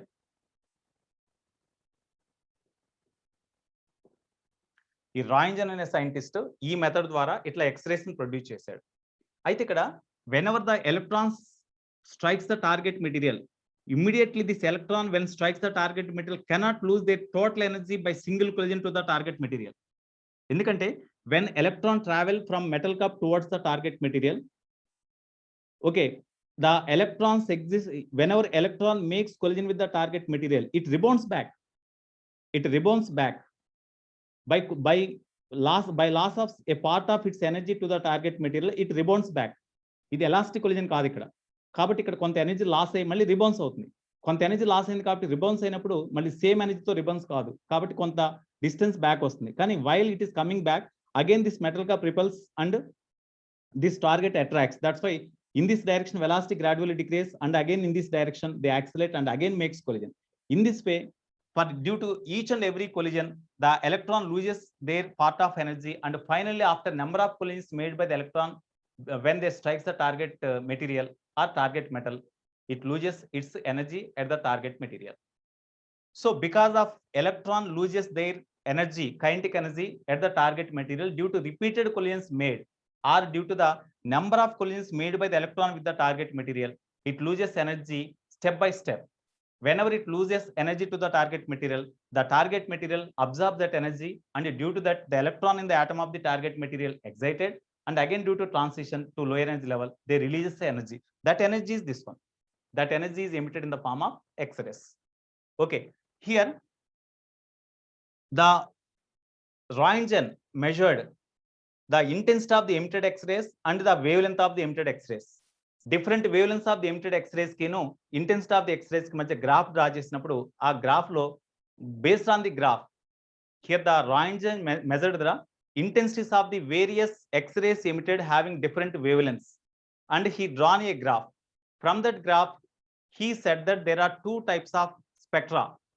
Meeku X-rays different wavelengths kal radiations emit అయినప్పుడు దాంట్లో based on the frequency ranges, how in case of hydrogen spectrum, how the hydrogen spectra are categorized as Lyman series, Balmer bracket, Paschen bracket, Fund series, like that different series are there, no, based on the wavelength range or frequency range, the hydrogen spectra are divided, no. Similarly, based on the frequency range and intensity of the emitted radiation, the X-ray spectrum is obtained on the screen. There are here that X-ray spectrum is divided into two categories. One is continuous X-ray spectra, another one is characteristic X-ray spectra. So first one diagrams explain చేస్తారా sir X-rays కి? అవును sir, ఇదా అవును sir. దీంట్లో ఏముందమ్మా, filament నుంచి electrons liberate అవడమే main. ఆ దీంతో కొలిజన్ జరిపిన తర్వాత the electrons loses their energy continuously by repeated collisions made by the electron with the target material. It loses energy continuously at the target material, and after some collisions made, the electron totally lost their energy to the target material. Sometimes the electron when makes single collision with the target material, there is a possibility to lose the energy totally to the target material. Sometimes the electron when strikes the target metal, it will knock out the electron in the innermost orbit of the atom. Whenever electron is knocked out, then transition takes place from high range level to the lower range level in the atom of the target metal, and again X-rays are emitted. In this way, different possible X-rays having different possible wavelengths are emitted here. For all the different possible wavelengths, you find the intensities of the X-rays emitted here, and you draw the graph. Based on the graph, we can say there are two types of X-ray spectra. Sir target metal only tungsten మాత్రం వాడతాం sir, మనం వేరే మాట్లాడమా sir? ఏదమ్మా target ఉంది కదా sir? Tungsten లేదా molybdenum అని కూడా చెప్పాగా. Okay sir. High atomic weight ఉండాలమ్మా, మెల్టింగ్ పాయింట్ హై ఉండాలి, that is important. Okay sir. Melting point high ఉండాలి, హై అటామిక్ వెయిట్ ఉండాలి. అటువంటి వాటిని టార్గెట్స్ గా ఉపయోగిస్తారు, అన్ని మెటల్స్ ని ఉపయోగించారు. కాపర్ అటువంటి వాటిని ఇక్కడ ఉపయోగించారు. ఓకేనా? సో ఇప్పుడు after observing the graph, they said that there are two types of X-ray spectra. One is continuous X-ray spectra. Continuous X-ray spectrum.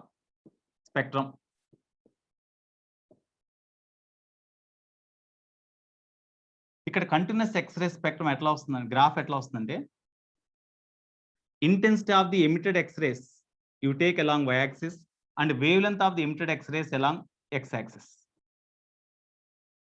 When you find the wavelengths of the emitted X-rays, different wavelengths of the emitted X-rays and their corresponding intensities, and if you draw the graph, they observe the graph obtained is like this.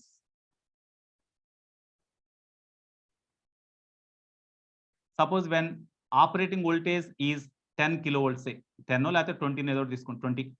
When operating voltage is 20, then they obtain the graph like this. ఇక్కడ ఈ wavelength minimum కదండి, అవునా? ఈ diagram నుంచి ఈ wave length మినిమమేగా. కాదా? ఏంటి ఇది వేవ్ లెంత్ మినిమమే కాదా? ఇక్కడ నుంచి గ్రాఫ్ ఇటువైపు ఉందంటే వేవ్ లెంత్ ఇంక్రీజ్ అవుతుంది కదా. This is the wave minimum wavelength. So this is lambda minimum. Wavelength of the x-ray emitted becomes minimum when the electron when strikes the target material loses total of its energy by single collision only. అంటే ఇక్కడ filament నుంచి emit అయిన electron accelerate అయ్యి maximum ఇంత kinetic ఎనర్జీని acquire చేసి by single collision made by the electron with the target material, if it loses their kinetic energy totally to the target material, in such case the target material emitted X-rays having maximum energy. Whenever the X-rays are having maximum energy, wavelength is minimum, no? Okay, what is the energy corresponding to minimum wavelength? What is the energy corresponding to minimum wavelength? Wavelength lambda minimum ఉన్నప్పుడు దానికి equivalent energy ఎంత అండి? High formula energy high. ఆ ఎనర్జీకి formula ఏంటి? hc/λ. hc/λ. Lambda అంటే lambda minimum కాబట్టి lambda minimum. అంటే ఇది ఎప్పుడు whenever the kinetic energy of the electron is totally lost to the target material by single collision, then the target emits the X-rays with maximum energy and minimum wavelength lambda minimum. So దీనికి equivalent energy kinetic energy equal కావాలి కదా. Therefore this is equal to hc/λ minimum. This is equation 1. ఈ formula very very important అండి. Problems దీని మీద ఉంటాయి. Okay, now from the diagram you see at a particular operating at one given operating voltage 20 kilovolts, say the X-rays emitted from the target material having certain minimum wavelength to any maximum wavelength. Continuous గా ఉన్నాయి wavelengths అంటే అన్ని all possible wavelengths are emitted in the X-rays here without any break. అంటే వేరే కొన్ని wavelengths miss అవటం అట్లా లేదు. Whenever the electrons makes collision with the target material, high speed electrons or high energetic electrons makes collision with the target material, as it makes repeated collisions or as these electrons when makes continuously collisions, repeated collisions, its velocity decreases. When velocity decreases, we can say deceleration takes place.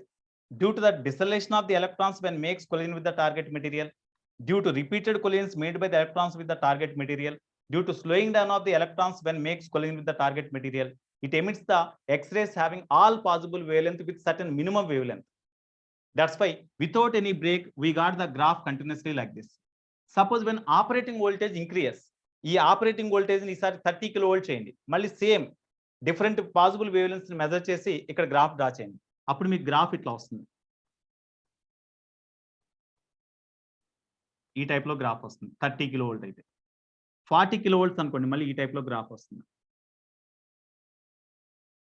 40 kilovolts. From this what you observed, when operating voltage increases, what about the minimum wavelength of the X-rays emitted? When operating voltage increases, what about the minimum wavelength of the X-rays emitted? Decreases.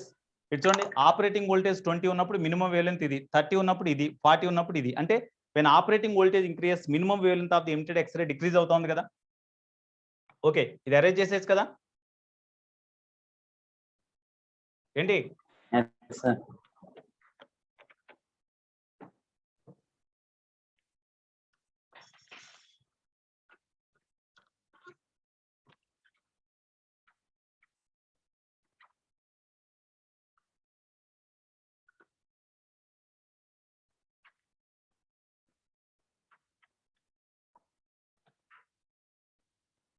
So from that graph we can draw some conclusions.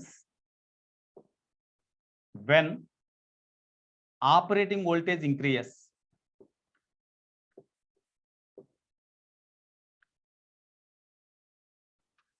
operating voltage V increases, minimum wavelength the minimum wavelength of the emitted X-ray ఏమవుతుంది చెప్పండి? When operating voltage increases, then what is the minimum wavelength of the emitted X-ray? Decreases. That is one point can be drawn from the graph. Next, here this is the maximum intensity of the emitted X-ray for this operating voltage. No, ఈ particular operating voltage కి maximum intensity of the emitted x-ray అంటే ఇదేగా, దాని corresponding wave length అంటే ఇది కదా. When operating voltage increases, then what is the wavelength corresponding to maximum intensity of the emitted X-ray? Tell me.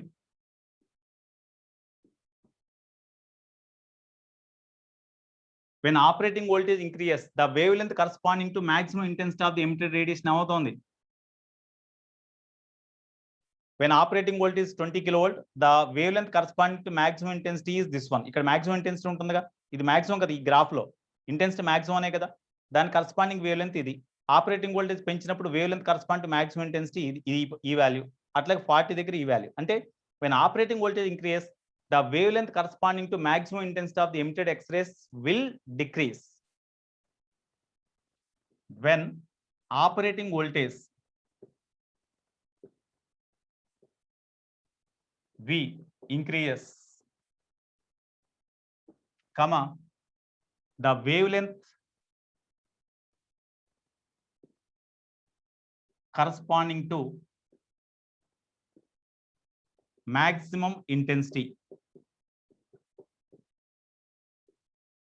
decreases. ఓకేనా. తర్వాత ఈ కంటిన్యూస్ ఎక్స్రే స్పెక్ట్రమ్ దేని వల్ల ఫామ్ అవుతుంది? Because of repeated collisions made by the electrons from the filament with target metal are due to slowing down of the electrons when makes collision with target metal, all due to dissolution of the electrons. Kabatti due to repeated collisions or slowing down or deceleration of electrons from filament with target metal,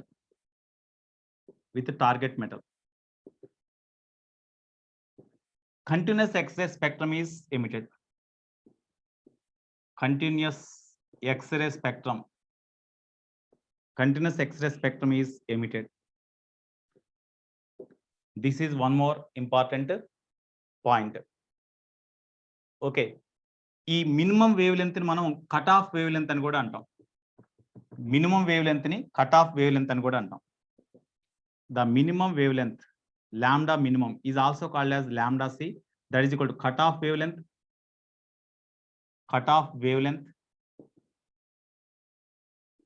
are minimum wave length.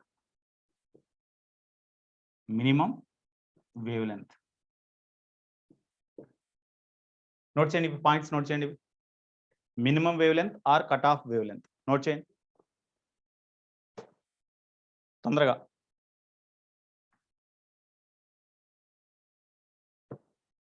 తర్వాత when operating voltage increases, the intensity corresponding to every wavelength increase అవుతుందా లేదా చూడండి ఒకసారి. Every wave length, not only మా particular wave length. Suppose ఇక్కడ తీసుకున్నాం అనుకోండి, ఈ పర్టికులర్ వేవ్ లెంత్ కి ఆపరేటింగ్ వోల్టేజ్ పెంచినప్పుడు 20 కిలోవోల్ట్ కి ఇంటెన్సిటీ ఇది, 30 కిలోవోల్ట్ ఉంటే అదే వేవ్ లెంత్ కి సంబంధించిన ఇంటెన్సిటీ ఇది, 40 ఉంటే ఇది. అంటే when operating voltage increases, then the intensity of the emitted X-ray for every wavelength increases. అంతే కదా, అది ఇంకో పాయింట్. సార్ ఒక్కసారి థర్డ్ పాయింట్ చెప్పండి సార్. ఇదా? అవును సార్. ఇందాక డయాగ్రామ్ లో ఫిలమెంట్ నుంచి ఎమిట్ అయిన ఎలక్ట్రాన్ టార్గెట్ తో కొలిజన్ జరిపినప్పుడు by single collision only that electron cannot lose their total energy to the target material.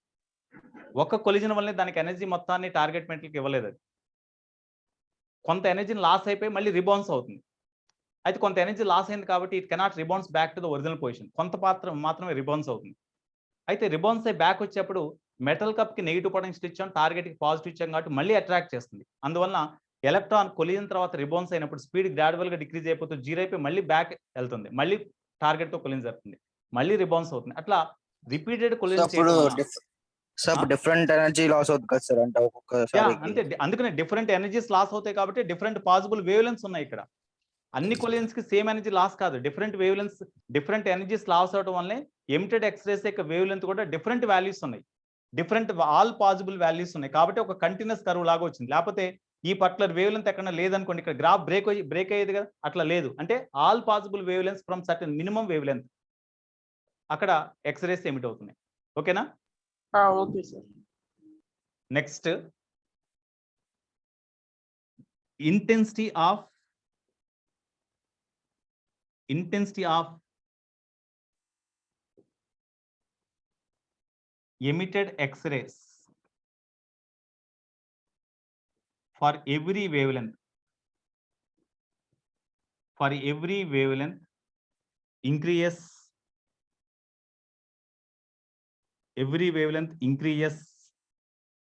when operating voltage increases.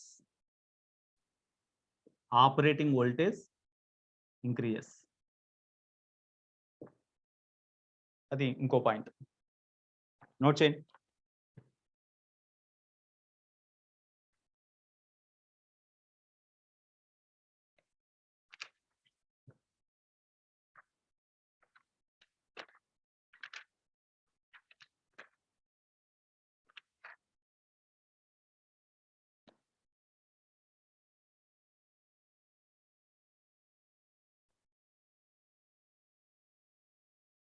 ఇక్కడ మినిమం వేవ్ లెంత్ అంటే ఇది, లేదా వేవ్ లెంత్ మినిమం ఉందంటే ఫ్రీక్వెన్సీ మాక్సిమం రాయొచ్చు కదా. మాక్సిమం ఫ్రీక్వెన్సీ అయినప్పుడు దిస్ ఈజ్ ఈక్వల్ టు ఇట్లా రాయొచ్చా? హెచ్ న్యూ అంటే మాక్సిమం ఎనర్జీ కదా. Loss of kinetic energy is equal to energy of the emitted radiation. ఇక్కడ ఇది మాక్సిమం వేవ్ లెంత్ మినిమం అయినప్పుడు ఫ్రీక్వెన్సీ మాక్సిమం అవుతుంది. సో ఇది అంటే ఇట్లా కూడా రాయొచ్చు. దాని మీద జనరల్ గా ప్రాబ్లమ్స్ ఉంటాయి మీకు.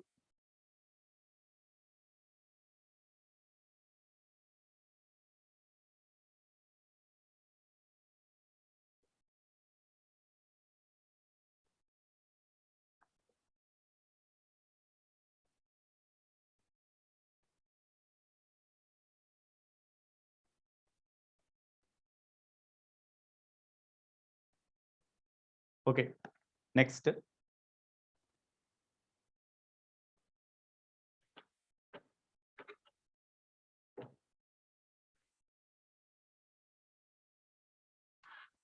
ఇది arrange చేసేచ్చుగా.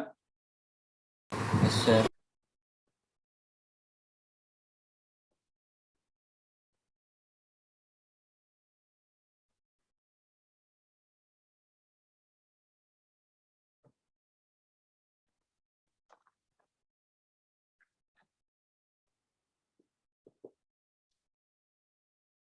Efficiency of the x ray tube అంటే ఇక్కడ ఎక్స్రే ట్యూబ్ లో ఎంత ఎఫిషియన్సీ తోటి ఎక్స్రేస్ ని ఎమిట్ చేస్తుంది.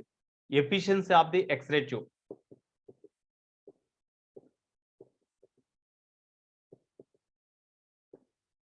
Eta is equal to output power, అంటే ఎంత పవర్ తోటి మనం ఎలక్ట్రాన్స్ తోటి, ఎంత పవర్ తో టార్గెట్ మెటీరియల్ ని ఎలక్ట్రాన్స్ కొలింజర్ని ఎంత పవర్ గల రేడియేషన్ ఎమిట్ అవుతుంది. ఆ రేషియో అంటే radiation emitted in the form of X-rays, that is the output power. So output power P out by input power ante P input. Okay, output power of input power into 100. ఇది efficiency అండి. Percentage of efficiency అంటే into 100 రాయాలి. Percentage of efficiency of the X-ray tube eta into 100, that is equal to P out by P in into 100.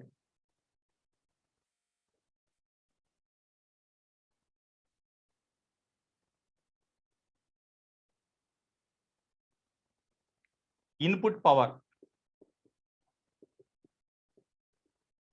ఇక్కడ electrons produce చేయడానికి filament ద్వారా current pass చేస్తాం కదా, voltage apply చేసి అక్కడ. కాబట్టి అప్పుడు input power P in is equal to applied voltage అంటే input voltage into current through the filament. అంటే ఇక్కడ ఫిలమెంట్ కనెక్ట్ చేసి స్విచ్ ఆన్ చేసినప్పుడు ఈ సెల్ ద్వారా పాస్ అయ్యే కరెంట్ ఉంటుంది కదా, ఆ కరెంటే ఇక్కడ I, దాన్ని మనం యానోడ్ కరెంట్ అని కూడా అంటాం. So where I anode current.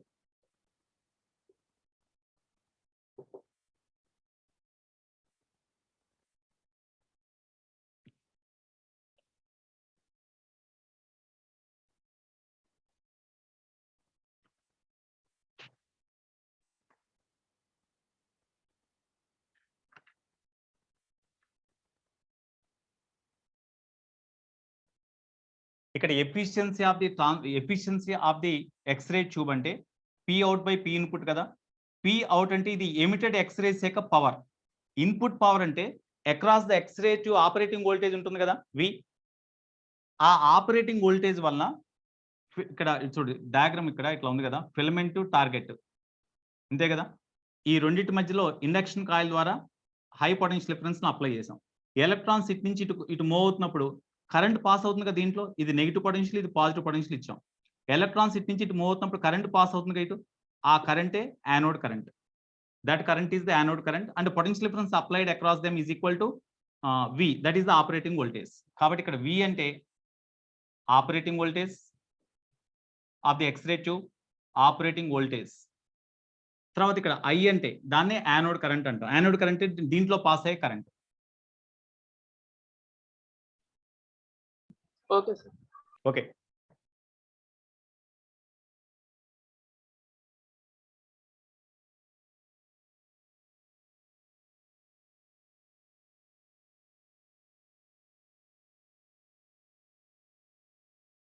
తర్వాత ఇక్కడ suppose input power something is there, the power output power is 30% అంటాడు. Then what is the 70%?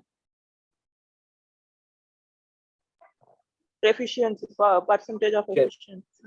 కాదు నేను అనేది ఇన్పుట్ పవర్ ఈస్ పిఇన్ అని ఇచ్చాడు, అవుట్పుట్ పవర్ ఏమో P out. Output power of the X rays P out అండి. What is the power lost? What is the power lost?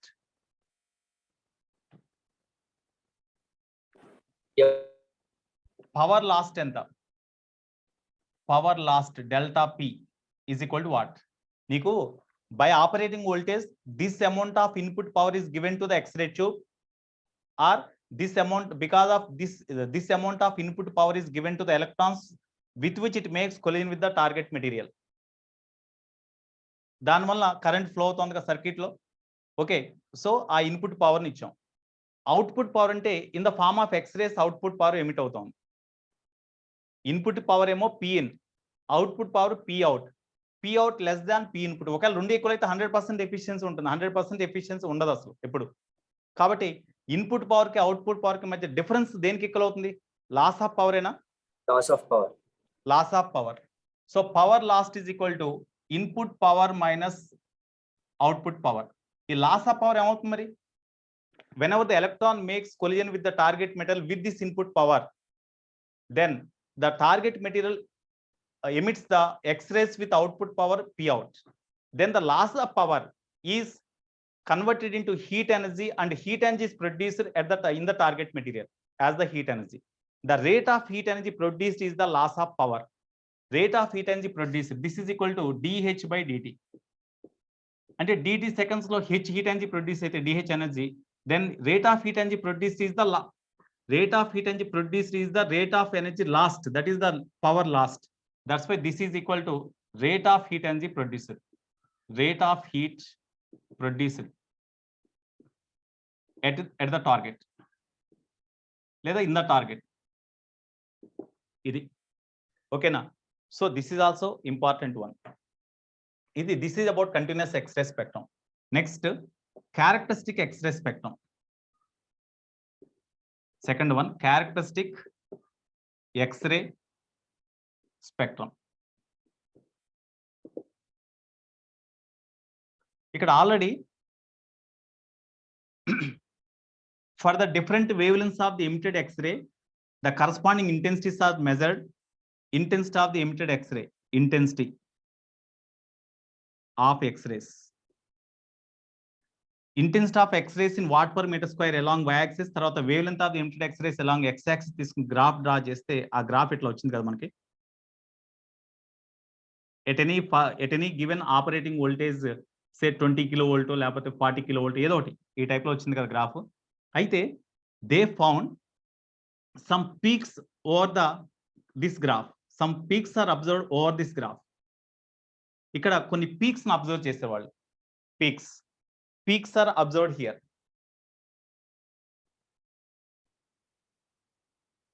ఇట్లా peaks ని అబ్జర్వ్ చేశారు. అట్లాగే ఇక్కడ కొన్ని పీక్స్ ని అబ్జర్వ్ చేశారు. యాక్చువల్గా ఇట్లా కంటిన్యూస్ ఎక్స్రే స్పెక్ట్రమ్ ఇట్లా వచ్చిందండి. but over the continuous X-ray spectrum, they observed some peaks. Okay, what is the reason? Why the peaks are obtained here? From the filament, when electrons are liberated, those electrons are accelerated towards the this target material by operating voltage, so that the electrons gains maximum kinetic energy before makes collision with the target material. Some of the electrons which makes the collision with the target material, those electrons directly penetrates into the atom of the target material, and they collides with the electron in the innermost orbit of the target atom and knock out the electron. When electron is knocked out from the innermost orbit of the atom of the target material, then transition takes place from higher energy levels to the lower energy level. Due to that, energies are emitted due to that transition, energy is radiated. That radiated energy is having high intensity. అంటే ఆ transition జరిగినప్పుడు release అయ్యే energy యొక్క intensity ఎక్కువగా ఉంటుంది ఒకేసారి. కాబట్టి ఆ ఇంటెన్సిటీ దగ్గర మనకి ఇంటెన్సిటీ మ్యాక్స్ ఉంటుంది కాబట్టి ఆ ప్లేస్ దగ్గర పీక్స్ వచ్చినాయి. ఇట్లా ఇంటెన్సిటీ మ్యాక్స్ ఒకేసారి సడన్ గా పెరుగుతుంది. ఎప్పుడు whenever the electron from the filament makes collision with the electron in the atom of the target metal, and whenever it is knocked out, the electrons from higher energy level undergoes transition to the lower energy level, and the X-rays are emitted with certain energy, maximum energy. In such case, the intensity of the emitted X-rays due to transition will be high. That's why whenever the transition takes place, at the time the maximum intensities are emitted. Maximum intensities of the X-rays are emitted, and at the times the peaks are obtained on the graph. So here this is the case whenever transition takes place from second energy level to the first energy level. ఇక్కడ hire energy levels నుంచి first level కి transition, first level అంటే కే level అండి. High energy levels నుంచి first energy level కి transition జరిగినప్పుడు అక్కడ release అయ్యే రేడియేషన్స్ దాన్ని కే సిరీస్ అంటాం. ఎందుకంటే ఫస్ట్ ఎనర్జీ లెవెల్ ని కే లెవెల్ అంటాంగా మనం, మీకు కెమిస్ట్రీలో వచ్చి ఉండొచ్చు. Yes, sir. ఓకే, ఇక్కడ ఎనర్జీ లెవెల్స్ కనుక మనం నోట్ చేస్తే ఇది టార్గెట్ ఆటమ్ యొక్క ఆర్బిట్స్ అండి. ఇవి టార్గెట్ ఆటమ్ యొక్క ఆర్బిట్స్ అనుకున్నాం.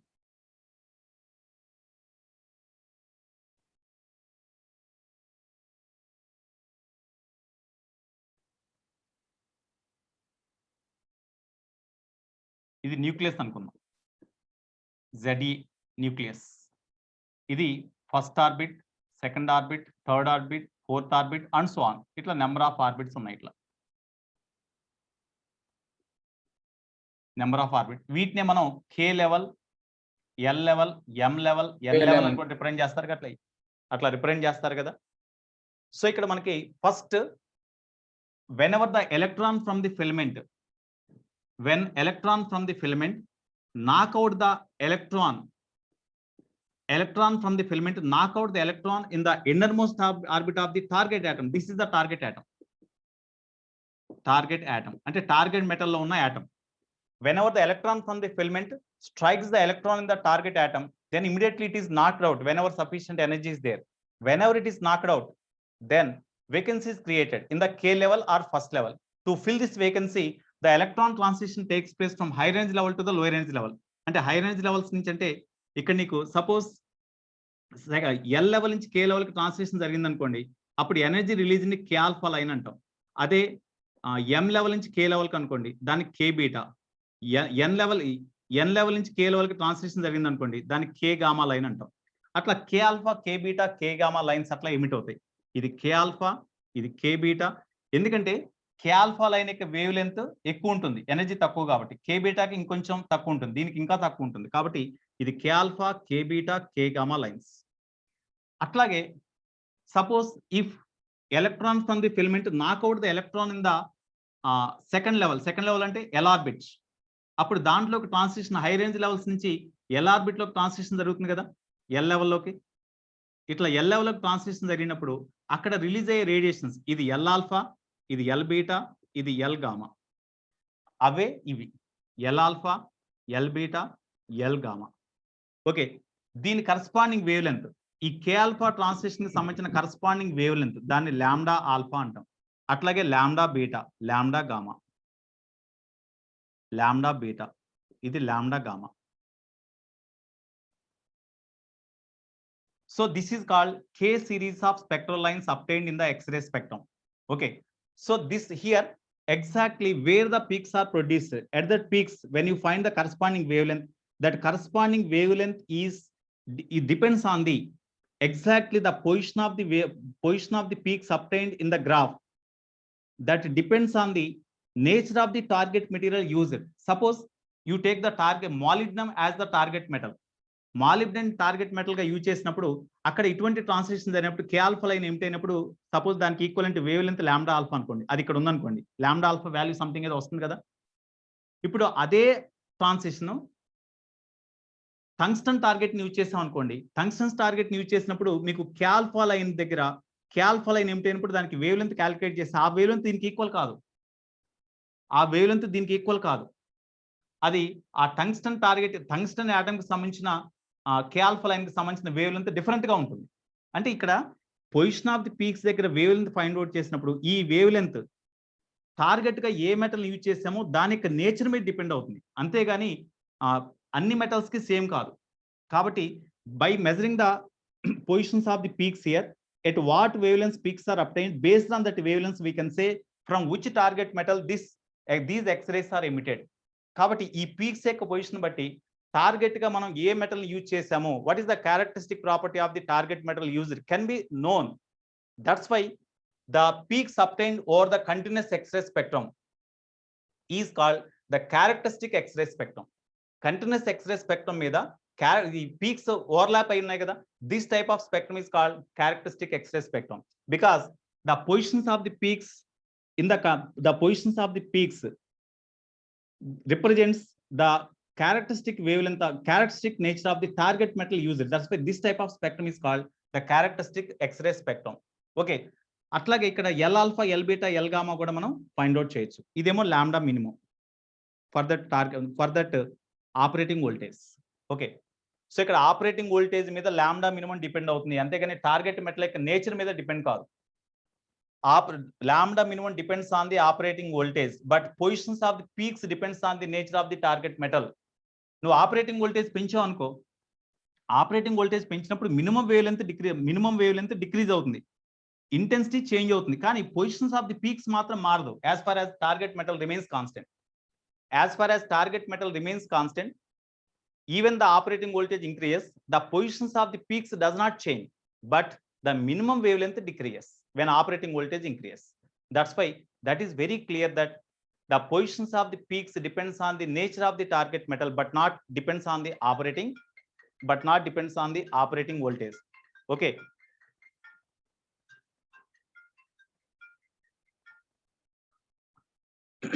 right here the positions of the peaks does not depends on the operating voltage, but depends on the target metal.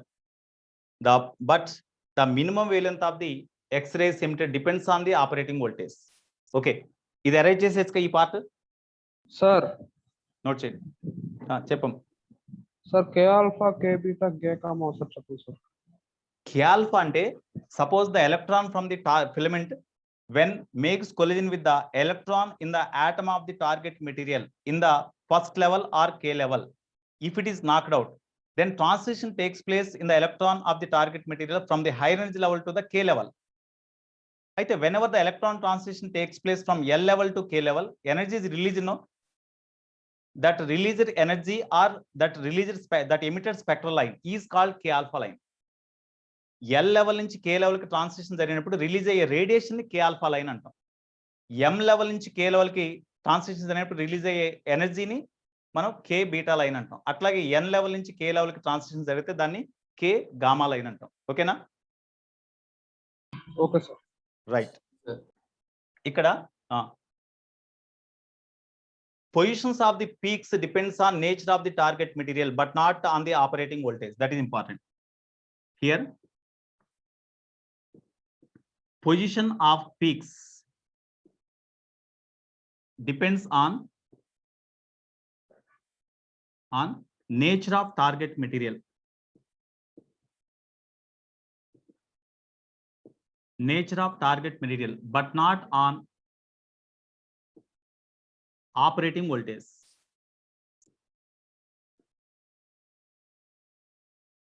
But not on operating voltage. Note change.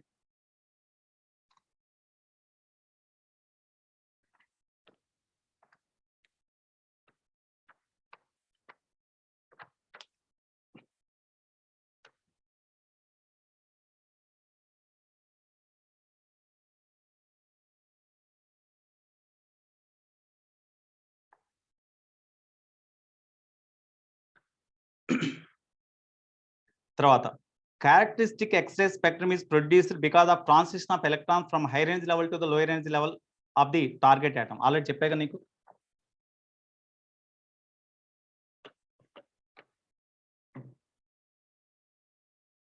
ఇది arrange చేసేయచ్చుగా ఈ part, diagram arrange చేయొచ్చుగా. Okay, shall I erase the diagram? Sir.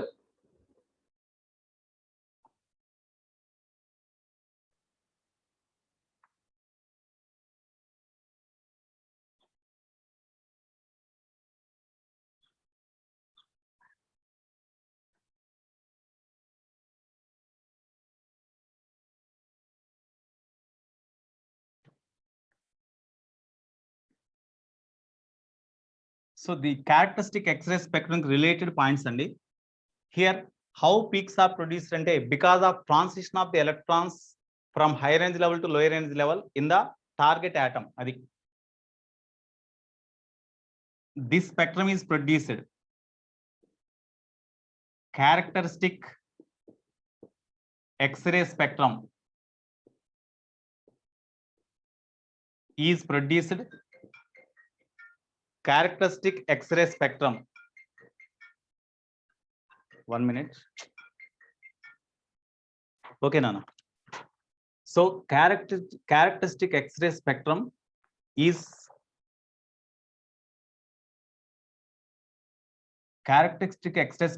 produced or formed because of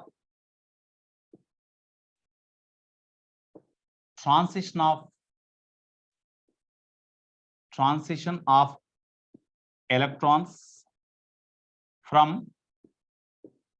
higher energy level to lower level of target atom. That is important, of target atom. But in case of continuous X-ray spectrum, that is emitted because of repeated collisions made by the electron with the target metal, or due to slowing down, or due to dissolution of the electron at the target metal. Continuous X-ray spectrum is produced. Characteristic X-ray spectrum is because of transition of the electrons from high range level to the lower energy level. Okay, here wavelengths of these X-rays in the characteristic X-ray spectrum depends on the nature of the target material, but does not depends on the operating voltage. That is also important point. Wavelengths of X-rays, wavelengths of X-rays ante peaks యొక్క wavelengths, peaks, wavelength of X-rays at peaks depends on nature of target, but not on operating voltage,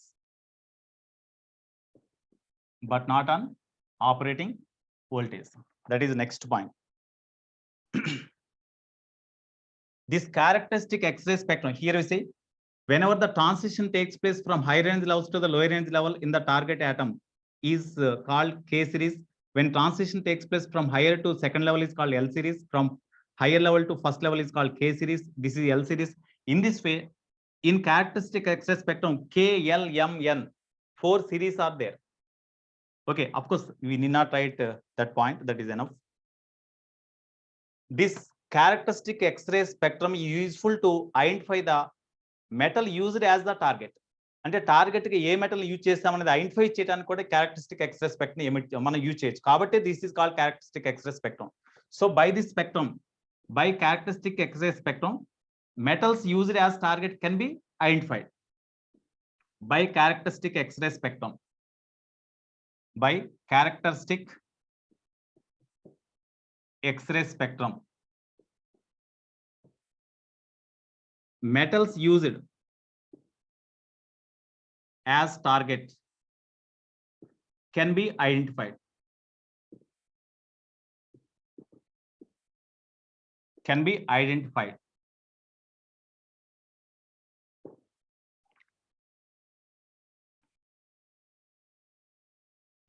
so ఇక్కడ energy correspond to K alpha line, EK alpha అనుకోండి, ఇది ఈకే beta అనుకోండి, ఇది ఈకే gamma అనుకోండి. అప్పుడు వాటి మధ్య రిలేషన్ ఏంటండి? ఈకే ఆల్ఫా, ఈకే బీటా, ఈకే గామా, వీటి మధ్య రిలేషన్ చెప్పండి ఒకసారి. Tell me the relation among them. Less than, greater than, relation చెప్పండి, తొందరగా చెప్పాలి.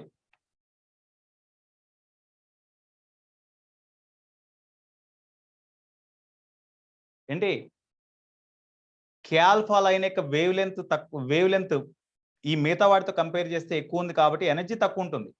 ఆ తర్వాత నెక్స్ట్ దీనికి కొంచెం ఎక్కువ ఉంటుంది, దీనికి ఇంకా ఎక్కువ ఉంటుంది, because wavelength is minimum. కాబట్టి EK alpha less than EK beta less than, sorry ఇది గామా కదా, ఇది gamma. EK alpha less than EK beta less than EK gamma. తర్వాత ఈకే ఆల్ఫా, ఈఎల్ ఆల్ఫా, వాటి మధ్య రిలేషన్ అండి. ఈకే alpha, EL alpha, వాటి మధ్య రిలేషన్ చెప్పండి. ఈకే ఆల్ఫా, ఈఎల్ ఆల్ఫా, వాటి మధ్య రిలేషన్ ఎట్లా ఉంటుంది? అన్మ్యూట్ చేసుకుని మాట్లాడండి తొందరగా.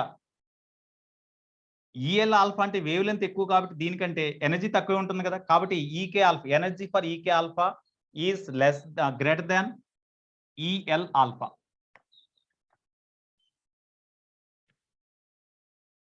Okay, next when operating voltage increases,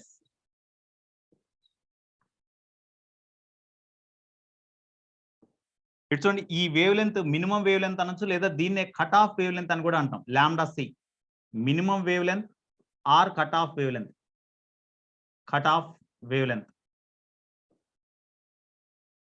ఇప్పుడు ఇక్కడ కట్ ఆఫ్, ఇక్కడ కే ఆల్ఫా లైన్ కి corresponding wavelength lambda alpha, cut off wavelength ఏమో లాంబ్డా మినిమం కదా. when operating voltage increases, what about lambda alpha minus lambda c value? చెప్పండి. when operating voltage increases, what about lambda alpha minus lambda c value? Unmute చేసి మాట్లాడండి ఎవరన్నా.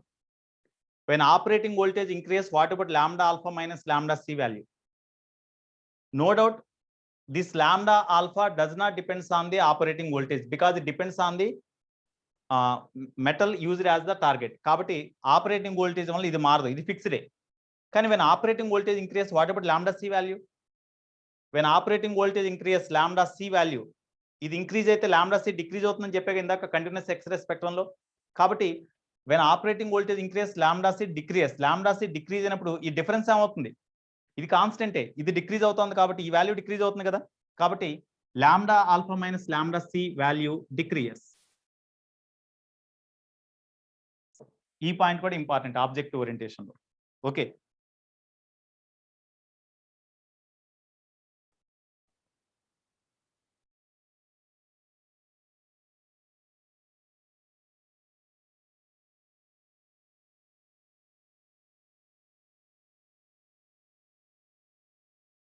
Note చేయండి.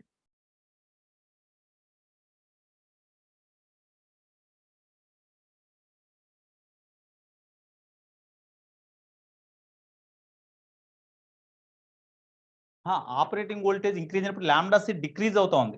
ఇది decrease అవుతోందంటే lambda alpha minus lambda C value పెరుగుతుంది కదా. So increases, sorry increases, increases.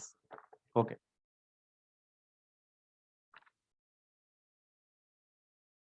Right. This is about characteristic x ray spectrum. Okay, so ఇంకా దీనికి రిలేటెడ్ ప్రాబ్లమ్స్ ఇప్పుడు మీరు చేద్దరు కానీ. ఓకే, రైట్ నాన్న. Shall I erase this part? sir. Okay.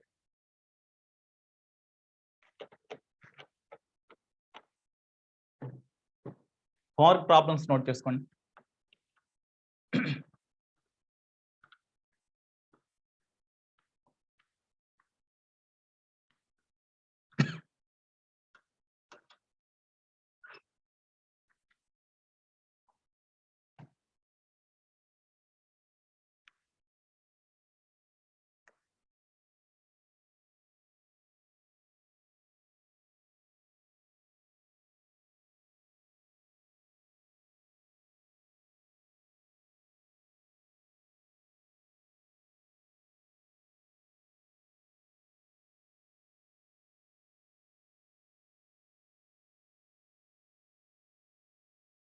Homework problems note చేసుకోండి అమ్మా.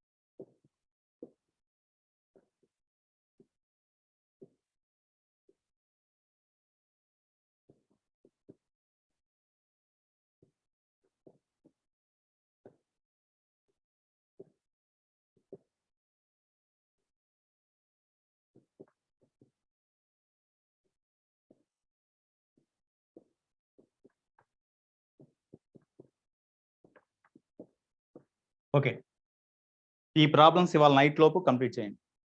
ఇవి రిలేటెడ్ టు ఎక్స్రేస్. మీకు వాట్సాప్ లో కూడా ఆల్రెడీ షేర్ చేశాను. Again I will share.